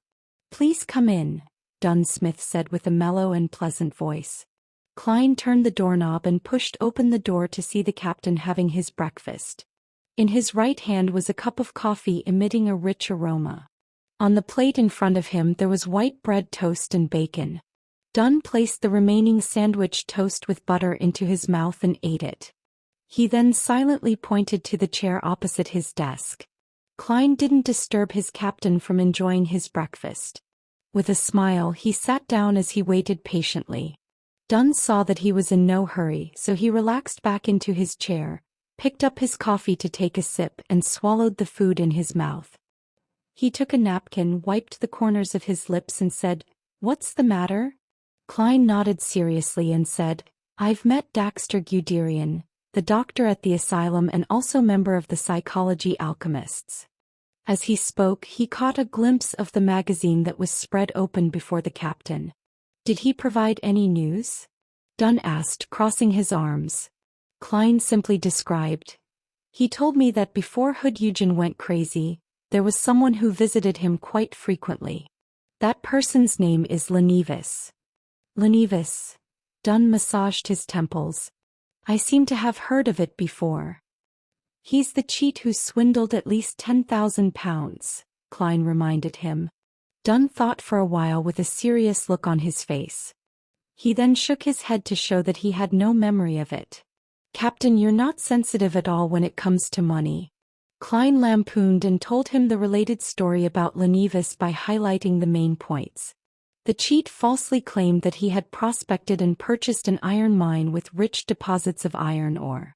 He raised funds from private individuals in Tingen and swindled more than 10,000 pounds. "Someone I know from the divination club suffered a loss from this. In addition, a young woman was swindled into an engagement with him and is now pregnant with his child. He visited Hood Eugen multiple times before he went crazy," Dunn said in thought. "Sequence 8 Beyonder Swindler? The Marauder Pathway. Captain, your memory is actually good when it comes to this kind of thing." Klein found it funny as he reflected over it. He nodded faintly and said, "That was my guess as well. Because the steelworks company that Lenevis set up was in the south and the victims were of several different beliefs, the case wasn't passed to us in the end. Even if there had been evidence of Beyonder involvement in the case, it would have been passed over to the mandated punishers." Dunn finally understood the ins and outs of the story. He looked at Klein with his deep gray eyes and said, "What do you want to do?" "Cough, Captain, can you please not be so sensitive?" Klein replied with a mask of solemnity, "I want to talk to Hood Eugen via a mediumship ritual and figure out why Lenevis came looking for him. I want to know if that visit is directly related to him going insane." Dunn nodded slightly and said, "Even if you hadn't applied to do it, I would have had a similar experiment done when we were certain that Hood Eugen is crazy. However, Daly told me that it's quite risky. Are you confident? I can ask for assistance from the Backlund diocese. It shouldn't be a problem to delay it for a few days." Klein's main motivation to become a Beyonder was to study mysticism and find a way home. As it was a chance for practical exercise and he was confident enough, he was naturally unwilling to give it up. "Captain, I've mastered knowledge on the subject. I'm confident about this. Of course, I'll require certain ingredients, such as the amantha extract, eye of the spirit medicine and sedative agent. Sedative agent. Dunn ruminated over the name and confirmed Klein's professionalism. He remembered Daly mentioned that it was a liquid medicine that was rarely used yet was very efficient in mediumship. Dunn Smith pondered for nearly 20 seconds and leaned back into his chair. He said, "Go ahead and fill out a request form. Then collect what you need from behind Cheney's gate. I'm not sure if there are any finished goods. If there aren't any, pick up the ingredients you need and concoct the medicine accordingly." "All right," Klein replied happily. He didn't get up but sat firmly in his chair. Dunn massaged his temples. He thought carefully and said, "It happens to be my turn to monitor the asylum this evening. We can't visit Hood Eugen directly. No one knows if there are members of the psychology alchemists disguised as doctors, nurses, janitors, or patients in the asylum. No one knows if the psychology alchemists are monitoring Hood Organ either. Any action we take must be secret. We can't expose that Dax Guderian has become our informant. We'll go at dawn by sneaking in secretly. Yes, I'll keep guard while you perform the ritual to prevent any accidents from happening. That'd be best. If Hood Eugen is just pretending to be crazy while I use a mediumship ritual on him, it would be like I barged into the zoo and danced before a tiger." Klein relaxed and said sincerely, "Yes, Captain." He stood up and walked towards the door. Just then, the corner of his eyes noticed the title of the magazine article the captain was reading. Donningsman tree sap in the southern continent's rainforests has had a significant effect on boosting hair growth. Klein retracted his gaze, opened the door and exited the captain's office. Suddenly, there was a playful thought that flashed through his mind. Actually, a Beyonder doesn't need to go through such trouble. If old Neil was still around, he could design a ritualistic magic for hair regrowth. Then he would pray for the goddess's assistance. Whether one would be covered with hair and become a curly-haired baboon, that's another story. What would the goddess's response be? If it were me, I would definitely curse. Motherf asterisk cur. That thought suddenly tainted Klein's happiness with sadness, but there was also a hint of hilarity in the sadness. He entered the clerk's office and sat before the Ackerson Model 1346 typewriter and finished typing his application. After Dunn Smith stamped and signed the application, he took it down to the basement and walked along the tunnel that was lit up with gas lamps, towards Cheney's gate. Only at that moment did Klein realize something. It would be the first time that he was going beyond the mysterious gate. I wonder what it looks like. He quickened his pace with anticipation and came before the twin doors of the black gate. He first passed his request to Sikatron, who was on duty that day for registration purposes. Then Klein took back the document that now had her signature as well. He knocked on Cheney's gate and sensed how empty and distant the echo was. He didn't hear any footsteps, but within half a minute, the gate with 7 dark sacred emblems opened with a creak. Cheney's gate opened up to allow a single person's passage before coming to a stop. Klein then walked in with the help of the gas lamps on both sides of the corridor. Behind the gate, there was an elderly man with obvious wrinkles and thinning hair.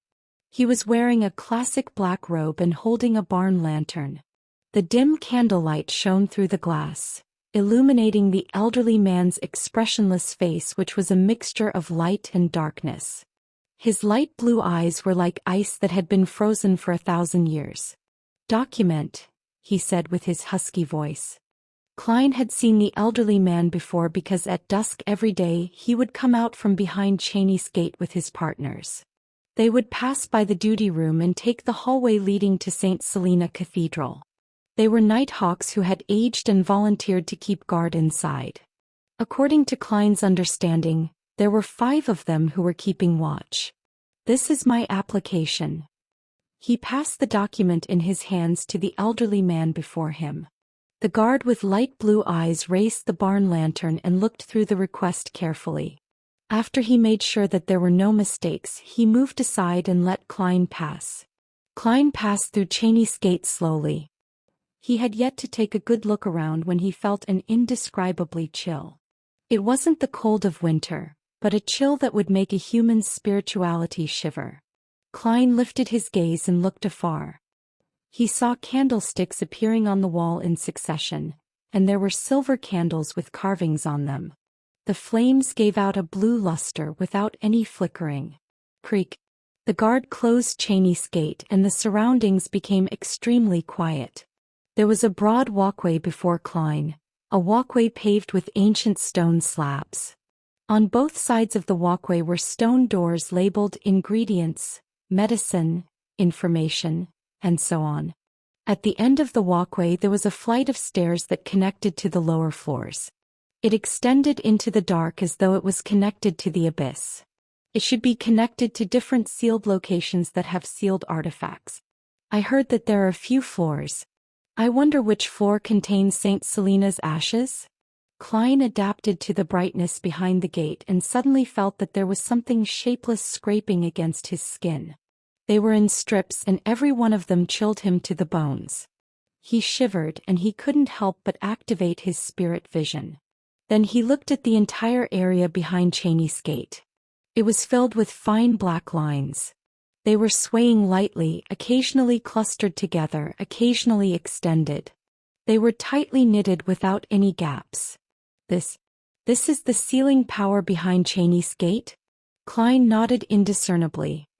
He reined in his thoughts and followed the guard.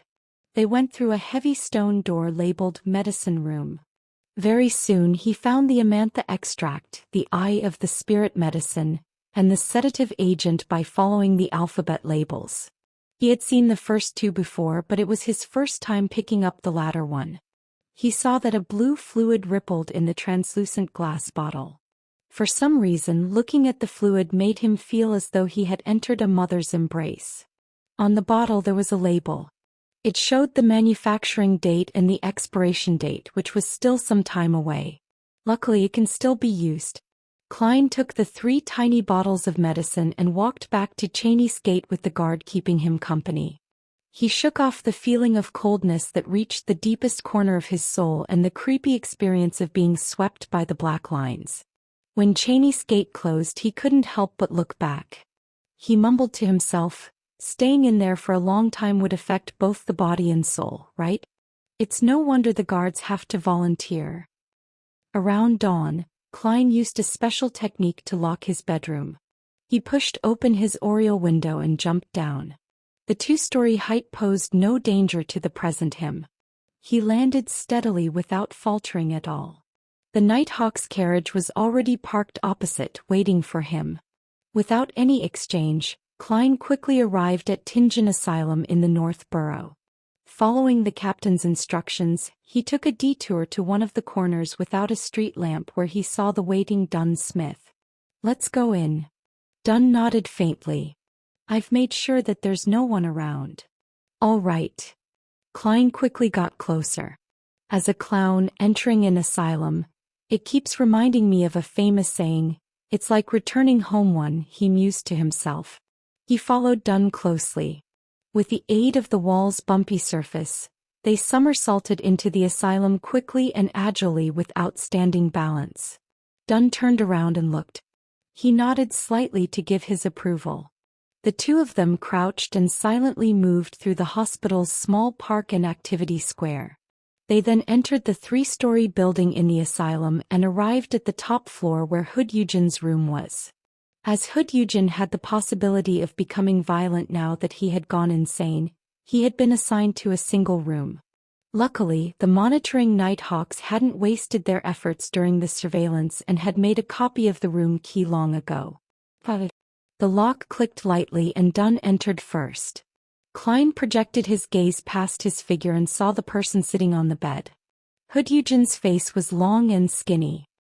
His eye sockets were deeply concave and his blonde hair was disheveled. He was looking at the metal-barred window with his grayish-blue eyes. He was looking at the crimson moon outside. Klein closed the door to the room and chuckled as he casually asked, "Why aren't you sleeping?" Dunn was taken aback and suddenly remembered that Klein was now a Sequence 8 clown. Hence, he remained silent and backed off to a corner of the room. Hood Eugen turned his head and looked at Klein. He chuckled foolishly and replied, "I'm waiting for my cake." "Waiting for cake?" That really wasn't an answer that I was expecting. Of course, if I was able to anticipate the answer of a mental patient, wouldn't that mean that I was almost there myself? The thought flashed through Klein's mind. He maintained his relaxed smile as if he was chatting with a friend. Who's going to send you a cake? Hood Eugen's expression fell instantly, his face long and depressed. No, there's no cake. There's no cake. You stole my cake. His voice suddenly became shrill as he glared angrily at Klein. Without waiting for Klein to speak, he let out a shout and opened his mouth, revealing 2 rows of white teeth. Following which, he leaped from his mattress while salivating. He closed in on Klein with one step and extended his hands, attempting to grab onto Klein's shoulders. He wanted to drag Klein towards him and bite him. Despite the sudden attack, Klein reacted quickly despite appearing a little flustered. He instantly bent his knee and squatted. At the same time he tilted his body to the side and raised his left arm. His shoulder slammed into Hood Eugen's abdomen, causing Hood's eyes to turn white and drool to drip from his mouth. But Hood Eugen didn't stop moving. He allowed the momentum to carry him down as he opened his arms in an attempt to pull Klein into a bear hug. Klein tilted his body to the side and rolled over. His movements were smooth as though he had practiced them hundreds of times. He pushed against the ground with his right hand and stood up with a somersault. He decided to go on the offensive and charged forward to restrain his opponent. But at that moment, Hood Eugen only stood there blankly, his eyes losing focus, becoming vacant and lost. Klein froze for a moment.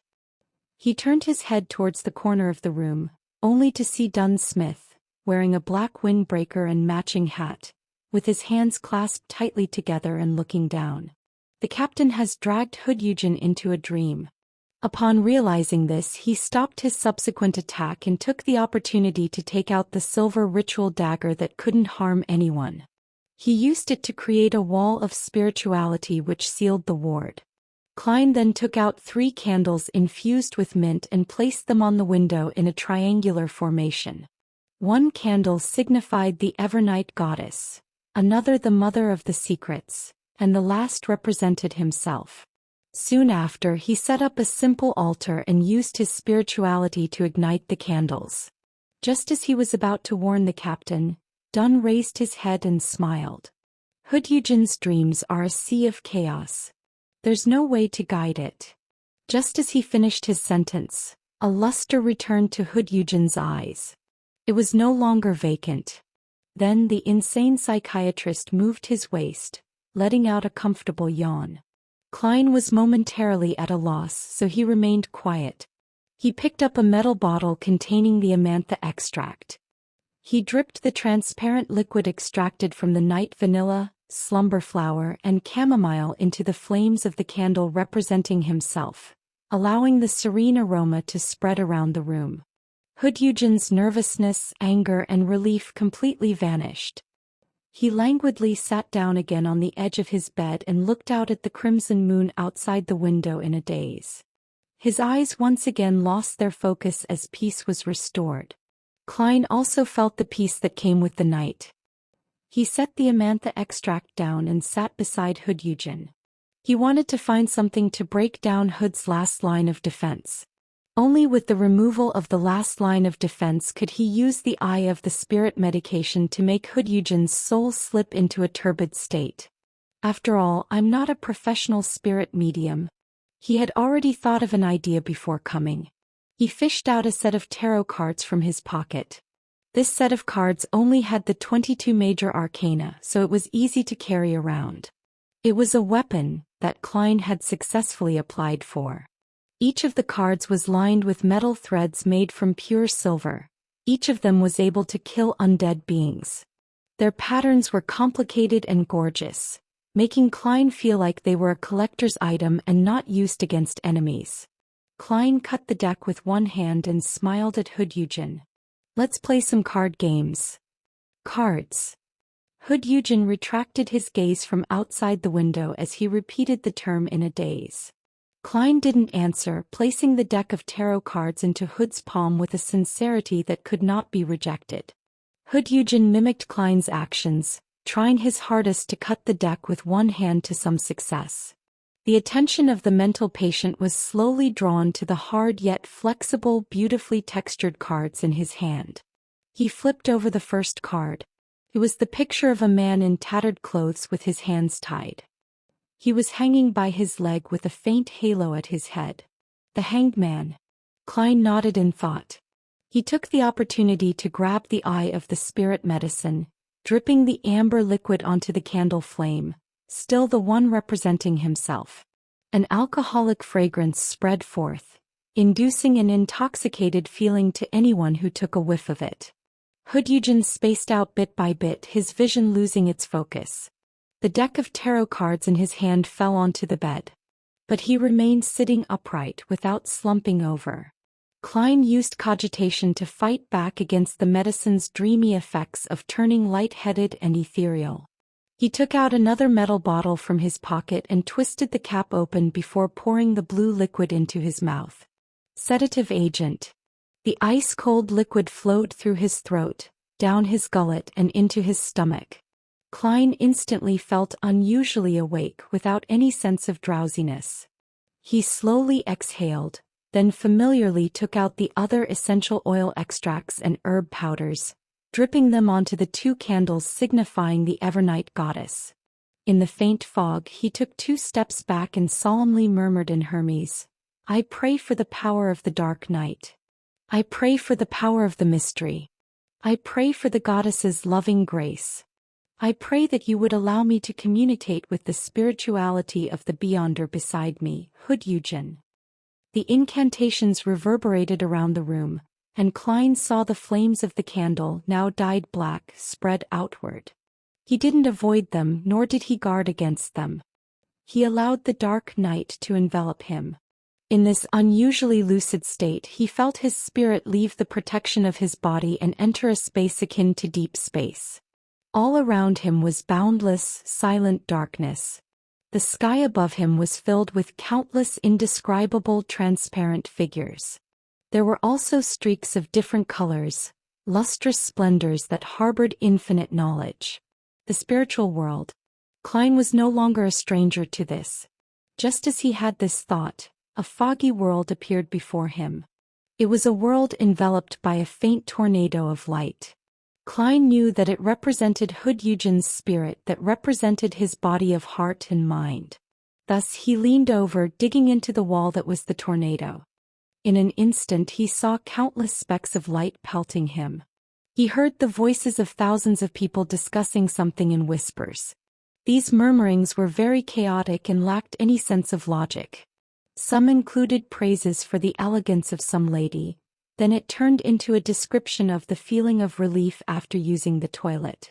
Some started as a weep, then turned into frenzied joy. The insane thoughts latched on and gnawed at Klein's spirit in a bid to assimilate him.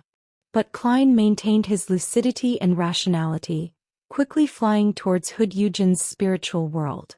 This is like a pleasant concert compared to the horrifying murmurings and howls I hear when entering the world above the gray fog.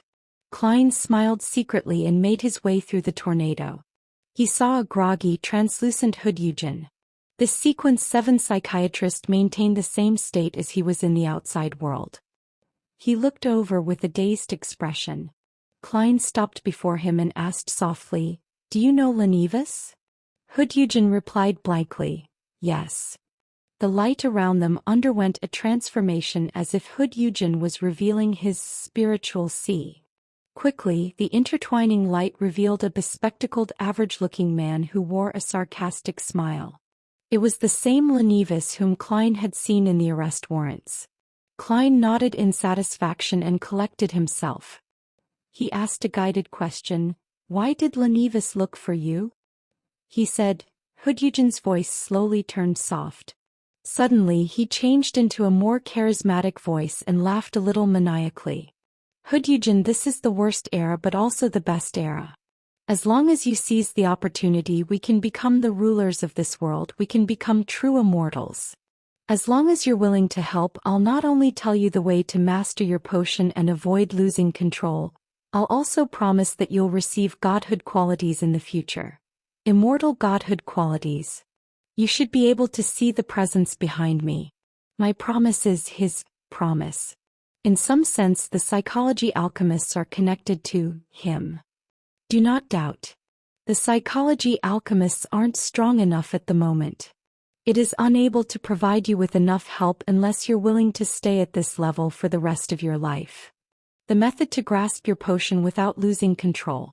Why does this sound like how I entice others with the acting method?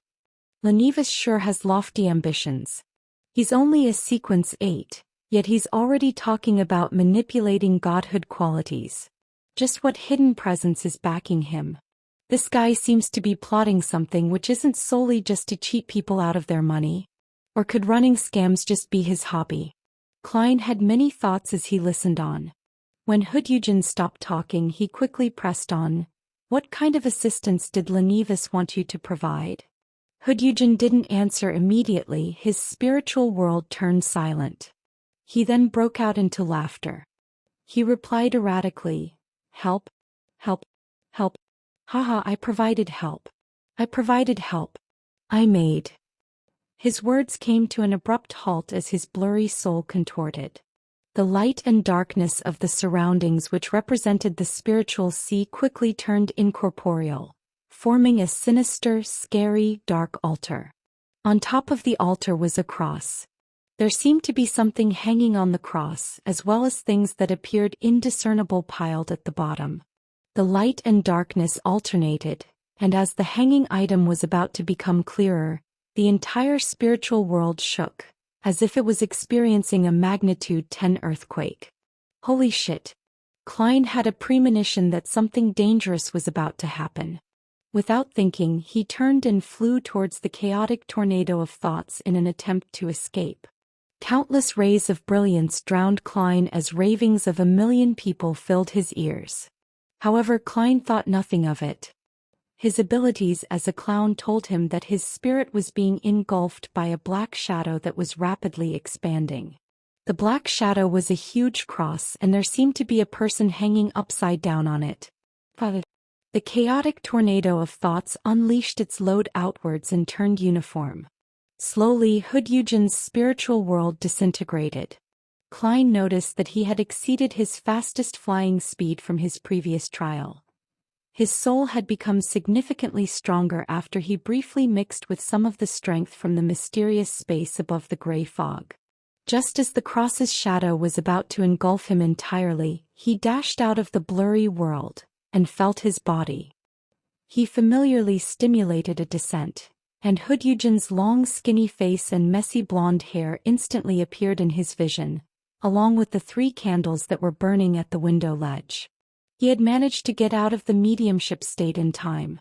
In that instant he saw black scales growing one after another on Hoodugin's face. His vacant pupils turned into slits, becoming extremely cool and ruthless. Oh shit. He's going to lose control. Klein's pupils constricted, and before he could react, he saw a figure in a knee-length black windbreaker and silk top hat take 2 huge strides before Hoodugin. He then raised the revolver and pushed it against the man's head. Bang, bang, bang, bang, bang. Dunn Smith fired 5 bullets consecutively. Hoodugin's head suddenly blew up like a watermelon falling down from a high height. The red and white rainstorms splattered across each and every corner of the room. He had taken care of Hoodugin before he lost control completely. Klein, who was 50 centimeters away, was covered in blood and dirt. He looked at Dunn Smith in a daze, only having the feeling that the captain was very handsome at that moment. As long as you ignore his memory problems, the captain is very trustworthy. He complimented sincerely from the bottom of his heart. Did an accident happen? Dunn put away his revolver and watched Hoodugin's mostly headless body slowly fall to the floor. Just as Klein was about to organize his words, he saw that the body had become a pile of bloody flesh within a few seconds, and the asylum uniform that covered it appeared to have its most basic structure damaged. Hoodugin's corpse was left with very few complete items. There were dozens of scales twinkling with a black shimmer, and his heart that had turned crystalline and faint blue. The heart had a magical luster, like a diamond refracting incoming light. It could calm someone down or make them restless. It could create tension or develop chaos. But other than that, there was nothing notable. This item should be controllable. After Dunn holstered his revolver, he took out a black glove and wore it on his right hand. He then squatted down to pick up the crystalline heart. Controllable item. According to what the captain previously mentioned, it could be used as the main ingredient for the formula of a Sequence 7 psychiatrist. But would it lead to the advanced Beyonder losing control even more easily? Klein took out his handkerchief to wipe the blood from his face and body. He then picked up his specially made tarot cards and cleaned their surfaces. He looked at the ground and asked curiously, what kind of items would these black scales be considered as? These are ingredients that are contaminated with Beyonder power. They could be made into items that have long-lasting effects. For example, our demon hunting bullet's ability to injure dead spirits or monsters would decrease drastically as soon as they pass the 3 months mark, leaving only a tiny portion of demon hunting characteristics in the remnant materials. If the materials used were something like the black scales, the effective period would be as long as a year or two and the effects would be even better. Of course, due to their characteristics, the black scales are obviously not suitable to be made into demon hunting bullets. Dunn explained as he took a piece of paper from Klein to wrap the blue heart and black scales. It's just like the materials we use as supplementary ingredients for the potions? Klein asked. Dunn stood back up and nodded slightly. Yes. Someone who loses control will really become a monster. Klein sighed. He seized the opportunity while the room was still sealed with a wall of spirituality and quickly described his encounter in Eugen's mind. When I was communicating with Hood Eugen's spirit, I saw a figure like the true creator in his mind. But it was different from the mainstream ones. It wasn't the chain-bound hanged giant, nor was it the eye behind the shadow curtains. Instead, it was similar to the one you saw in Hans Vincent's dream. Hans Vincent was a member of the Aurora Order. As Melissa's friend, Celine, had peeked at his incantations and completed the magic mirror divination, it led to the Nighthawk's investigation of him. Dunn Smith saw something close to the true creator in his dream, but it was a different image than the mainstream image that was widely circulated. In the end, the result was an injury and a strange death. When Hood Eugen flipped over the tarot card of the Hanged Man, Klein had actually already expected it. But he never thought it would be presented in such a way. Of course, it was only indirect contact. It wouldn't be comparable to the time he had spied on the eternal blazing sun directly. The worst outcome was just mild injury or mild corruption. As he listened to Klein's description, Dunn's expression became solemn. He knitted his eyebrows and said with a deep voice, "A huge cross, black nails, a naked man covered in blood hanging upside down? I didn't see it clearly. That's also the reason why I'm not injured. I only noticed a huge cross and figure similar to a man being hung upside down," Klein replied tactfully. At that moment, all he cared about was fleeing. Seemingly in thought, Dunn nodded and said, "Lenivus's visit to Hood Eugen was related to the true creator? So the Aurora Order is involved." Klein quickly repeated the conversation he'd had during the communication. Lenivus tempted Hood Eugen with the acting method and a so-called immortal godhood. But I don't understand why he said that it was the worst of times and also the best of times. Perhaps it was just the way he speaks as a swindler?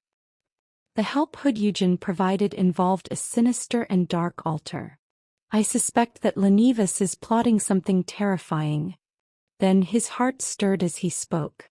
"Captain, do you remember the letter written to Mr. Z? The letter that the member from the Aurora Order whom I killed carried. He mentioned in the letter that he was waiting for an appropriate opportunity, something about the arrival of the end of days. He will offer all the lambs in Tingen to his so-called god. Would this be related to Lenivus's plot? Could Lenivus be the Mr. Z from the Aurora Order?" Dunn Smith thought carefully and said, "I don't think so. Lenivus couldn't be Mr. Z. Otherwise, he wouldn't be setting up a fake steelworks company to scam people while the Aurora order was up to something. It would introduce too many variables in his main mission. If anything went wrong with the scam, he would draw the attention of the police and us. He would have to run away from Tianjin and abandon his plan. Of course, if he was just insane, it would be perfectly normal for him to act illogically. But judging from the scam he set up, the calmness and cunningness with which he swept away the money doesn't make him look like a real lunatic. So, I don't think he's Mr. Z from the Aurora Order. Of course, he might really be involved in the matter as mentioned in the letter. The one offering all the lambs in Tianjin to the so-called god. Upon saying that, Dunn paused, then paced back and forth as he said, "This incident might have quite severe repercussions. We have to reinvestigate Lenivas and get some clues. Let's clean up the scene and cover up any evidence here. Let everyone know that Hood Yujin died but leave no clue as to who killed him. This should lead to action by the psychology alchemists or other beyonders that are paying attention to the asylum. They might know something. The Lenivas scam is either still in the hands of the police department or transferred to the mandated punishers. We'll join the investigations by saying that we obtained clues while investigating the Aurora Order. Then we'll work together with the mandated punishers and the machinery hive mind. We'll concentrate the forces in Tianjin and investigate everything and anyone associated with Lenivas. We can request assistance from Baklun Diocese and the Holy Cathedral if it's necessary." After that, Dunn turned his head sideways to look at Klein. He ruminated and said, "Do you have anything that you'd like to add?" "Captain, you basically said it all." Klein shook his head solemnly. "No." He hurriedly used ritualistic magic to remove some of the necessary traces with the aid of the simple altar that he had yet to clear in order to ensure that no one would be able to tell that they were the ones who killed Hood Yujin. Then he put away his ingredients, blew out the candles, removed the wall of spirituality, and left the ward in silence with Dunn Smith. They left the asylum by climbing over its walls. "Go back and rest." Dunn stood at a corner without a street lamp. He pressed his black silk hat and said, "There are many things that can only be done tomorrow." "All right." Klein wasn't a sleepless who only slept 2 to 3 hours a day. He immediately bade farewell to the captain and took the Nighthawk's dedicated carriage that was waiting nearby and returned to Daffodil Street. Before he entered the carriage, he turned back to take a glance. He saw the captain still standing in the dark, which even the moonlight couldn't touch. He appeared to be thinking in silence. The streets were quiet and void of people before dawn. The carriage tore through the streets, sometimes going straight, sometimes taking turns. Klein was pondering about Lenivas when suddenly he felt as if he was in a trance. He saw that the color before his eyes became saturated. The reds became redder and the blacks became blacker, just like an impressionist's oil painting. The surroundings slowed down and the carriage seemed to enter a strange world. Klein grabbed his flaring sun charm and drew his revolver. Just then a huge, white bony palm extended through the carriage window and threw in a neatly folded letter. Then the palm pulled back and vanished. The oil painting-like scene suddenly returned to normal while the carriage was still driving along the street steadily. "It's a really well-hidden method." Klein looked at the letter by the side of his foot as the corner of his lips twitched. The actions of the messenger shocked Klein for a full 5 seconds before he recovered. He bent over and picked up the letter. Even if Mr. Azik is unable to use a good portion of his abilities as a beyonder, because of his memory loss, being able to send out such a messenger should make him powerful enough to deal with a sequence 7 or 6 beyonder. His heart reflected his shocked and envious expression. He didn't unfold the letter immediately. Instead, he placed the letter into his pocket, together with the slumber charms. The carriage continued forward. When Klein exited the carriage at Daffodil Street, he instinctively looked at the driver, Cesare, only to see his relaxed smile, as if he hadn't noticed anything unusual that had happened. Klein nodded and returned home after observing Cesare with his spirit vision. He looked at the balcony and pipes on the second floor and pondered for a few seconds. He decided to maintain his gentlemanly behavior and not attempt to scale the pipe back into his room. As for his stained clothes, he would take them to the Blackthorn Security Company tomorrow and get a professional to wash them through the police department. That would prevent his clothes from shocking his maid Bella and his sister Melissa. Klein had removed the reverse lock on the front door before he leaped out the window from the second floor. Now he took advantage of the fact that it was late at night and quietly opened the door to his house, deftly making his way in. After closing and locking the main door, he heaved a sigh of relief. He went up to the second floor with hushed footsteps. Stopping before his locked bedroom, Klein took out a tarot card calmly. He inserted it into the slit of the door and lightly pulled, easily breaking the specialized lock he designed himself. He then entered the room, locked the door and removed his clothes before he fully relaxed. It sure feels like being a thief. Klein laughed as he shook his head. He calmly took out his revolver and placed it under the pillow. After he was finished with all of that, he lit up the gas lamp and sat in front of his desk. He took out the letter and began reading seriously. "I'm sorry for replying only now. I've been busy searching for traces of my past. I've also been meeting up with former teachers and students, and those drag on late into the night. I finally understand the encounters that I've had over the past 2 days after reading your letter. The police searched every room in the hotel that I'm staying at. There was a person who secretly snooped around in the hotel at night. Yes, I'm talking about a person with beyonder powers. So Rear Admiral Hurricane Kalangos, who's a frequent character in novels and newspapers, has infiltrated Backland and has gone on quite a killing spree. I remember that he's not only wanted by the Lone Kingdom, he's also on the bounty list of the Fasak Empire, the Intis Republic, the Fainapotter Kingdom. So how much is the bounty?" Klein subconsciously wondered. He didn't get an answer because Azek had switched to mentioning something else. "I find the abilities of a shepherd that you described quite familiar. It's as if I've seen it somewhere, but I cannot remember where. It must be an encounter from one of my past lives. Not being able to recall it makes me very frustrated. And Mr. Azek is a little interested in the shepherd. I can use this to get him to help me. Yes, this sure is coincidental. No, this is not a coincidence, but inevitable. It can be inferred that Mr. Azek has lived for over 1,000 years and is most likely a high-sequence beyonder. Then he would most likely have encountered the powers of many different beyonders in his earlier lives. He would also have deeper impressions of those that were more unique. In other words, it isn't only the shepherd that would give him feelings of familiarity, but jobs such as the unshadowed demon hunter or guardian that would do so as well. It's highly likely that Mr. Azek would find any mystical item that corresponds to a particular sequence's abilities familiar and have his interest piqued. That's something that can be imagined." Klein was doubtful at first before being enlightened. He was a lot more certain as a result. He shifted his gaze and continued to read the letter. "I've long recalled some parts of the sacrificial ritual you asked about, probably because I have a deeper impression of them. Perhaps I was a priest in one of my more recent lifetimes. I have to remind you and warn you that you have to be very cautious when using sacrificial rituals. You cannot entrust your safety to evil gods or hidden, mysterious existences. They do not have consciences like we do. Also, you have to possess a strong sense of right and wrong, for the evil gods and devils often create seemingly harmless identities for themselves. My opinion is that you cannot sacrifice something whose presence you are not fully aware of. Otherwise, your soul could end up being the sacrificial item.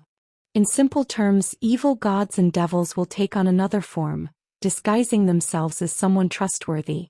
Just like on the internet, an account that claims to be a seemingly adorable chick might be controlled by a huge bloke. He had to be cautious even if they were to meet offline after confirming the person's looks, as the person might just be cross-dresser. Klein didn't disregard Azek's warning just because he was conducting the sacrificial ritual for himself. He nodded in approval. After Azek emphasized a few things he had to look out for, he quickly explained the sacrificial ritual he knew of. First, set up the ritual.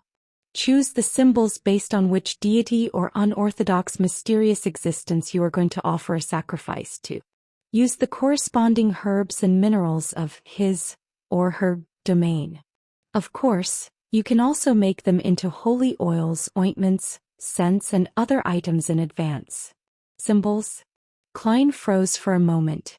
He realized that he, the fool that didn't belong to this era, didn't know what his corresponding symbol was. He thought for a moment, quickly recalling the complex symbol on the back of his chair at the ancient bronze table. It was made up of a pupilless eye which represented secrecy, and the partial contorted lines which represented change. That should be my symbol, or more accurately, that is what symbolizes me in the world above the gray fog. My domain is much simpler then. Secrecy, change, good luck. But I cannot be too sure of that, so I'll have to try it out. Even if the symbol is wrong, as long as I get my honorary name right, the target of the sacrifice wouldn't point towards some other entity. The worst thing that could happen is that the ritual would fail. Of that I'm certain. Klein thought as he rubbed the surface of the paper as he formulated a plan in his heart. His eyes focused on the letter once again, reading the rest of the letter. Second, you need to be clear if the sacrifice needs to happen at a specific time. Then follow the processes of a normal ritual, until you finish reciting the honorable names and incantations of the ritual. You must remember to use either Jotun, Dragonese, Elvish, or Ancient Hermes. You must use the natural powers in these languages to establish a direct connection with the corresponding entity. You can design the exact incantations to use, but it must include these critical terms: pray, notice, offer, kingdom, gates, and open. Finally, you must use materials that have a certain spirituality quality to create a connection with the natural powers of the incantation. This will allow you to construct a tunnel that connects to the gates of the kingdom where the corresponding entity resides. If the entity is interested, then your sacrifice is complete. This step isn't absolutely necessary. If you can make the corresponding entity very interested in your sacrifice, then he will open the gates to his kingdom for you after you finish reciting the incantations, establishing a stable tunnel on his own accord. Of course, this would often imply danger, as the orthodox result as relatively friendly hidden gods rarely do this. Only evil gods or devils would reply to you directly in order to achieve their goals. Materials that have spirituality are not cheap. I wonder if merely reciting the incantations would allow me to open a sacrificial tunnel similar to the door of summoning? I wonder if I could make use of the abilities of the world above the gray fog. Yes, I'll try that first and only get the materials with spirituality from the underground market if I fail. Do I need beyonder ingredients? It should be fine if it possesses a certain amount of spirituality, right? Klein thought about the £300 lying around in his anonymous account. He also thought about the 10+ pounds of savings that he had saved up. Beyonder materials were not completely identical to materials that possessed spirituality. For example, the heart that Hood Eugen left behind was a beyonder ingredient, while the black scales were a material possessing certain amounts of spirituality. After he finished reading Mr. Azek's letter, Klein rubbed his fingers together and ignited a flame of spirituality. He burned the paper to ash and threw it into the rubbish bin. It was already deep into the night and Klein was in no hurry to try the ritual. He intended to first make a plan and go through everything that he needed to take note of before putting it into practice. He had a vague understanding of his shortcomings long ago. He was cautious and rational when it came to things he made plans for, but once the events deviated from his original plans, he would easily consider only the good and disregard the bad when he was forced to be on his toes. A simpler description would be that a rash action of his would easily cause him to court death. Klein extended his palm to cover his face. The next day, Dunn Smith, who had communicated with the mandated punishers and machinery hive mind, started to assign missions. Klein also received his assignment. He was tasked to investigate a number of people who had connections to Lenivus. But because of his suggestion and the policy of the Nighthawks, he didn't have to be responsible for the people he had met previously. Of course, Klein continued with his combat lessons in the afternoon. Nor did Dunn assign him the role of lead investigator. Backlund, Hilston Backlund. In a building with a horse stable and garden. Kalangos, who had a unique wide chin and dark green eyes, looked at the unconscious man before him. He took off the man's clothes and wore them. He then leisurely walked in front of the dressing mirror and saw the black glove on his left hand twitch. He saw many contorted lines appearing on its back. A few seconds later, Kalangos saw a thin veil of light envelop his figure. His muscles, skin and bones began undergoing a strange transformation. Sometime later he transformed into the unconscious man, completely identical in height, appearance and demeanor.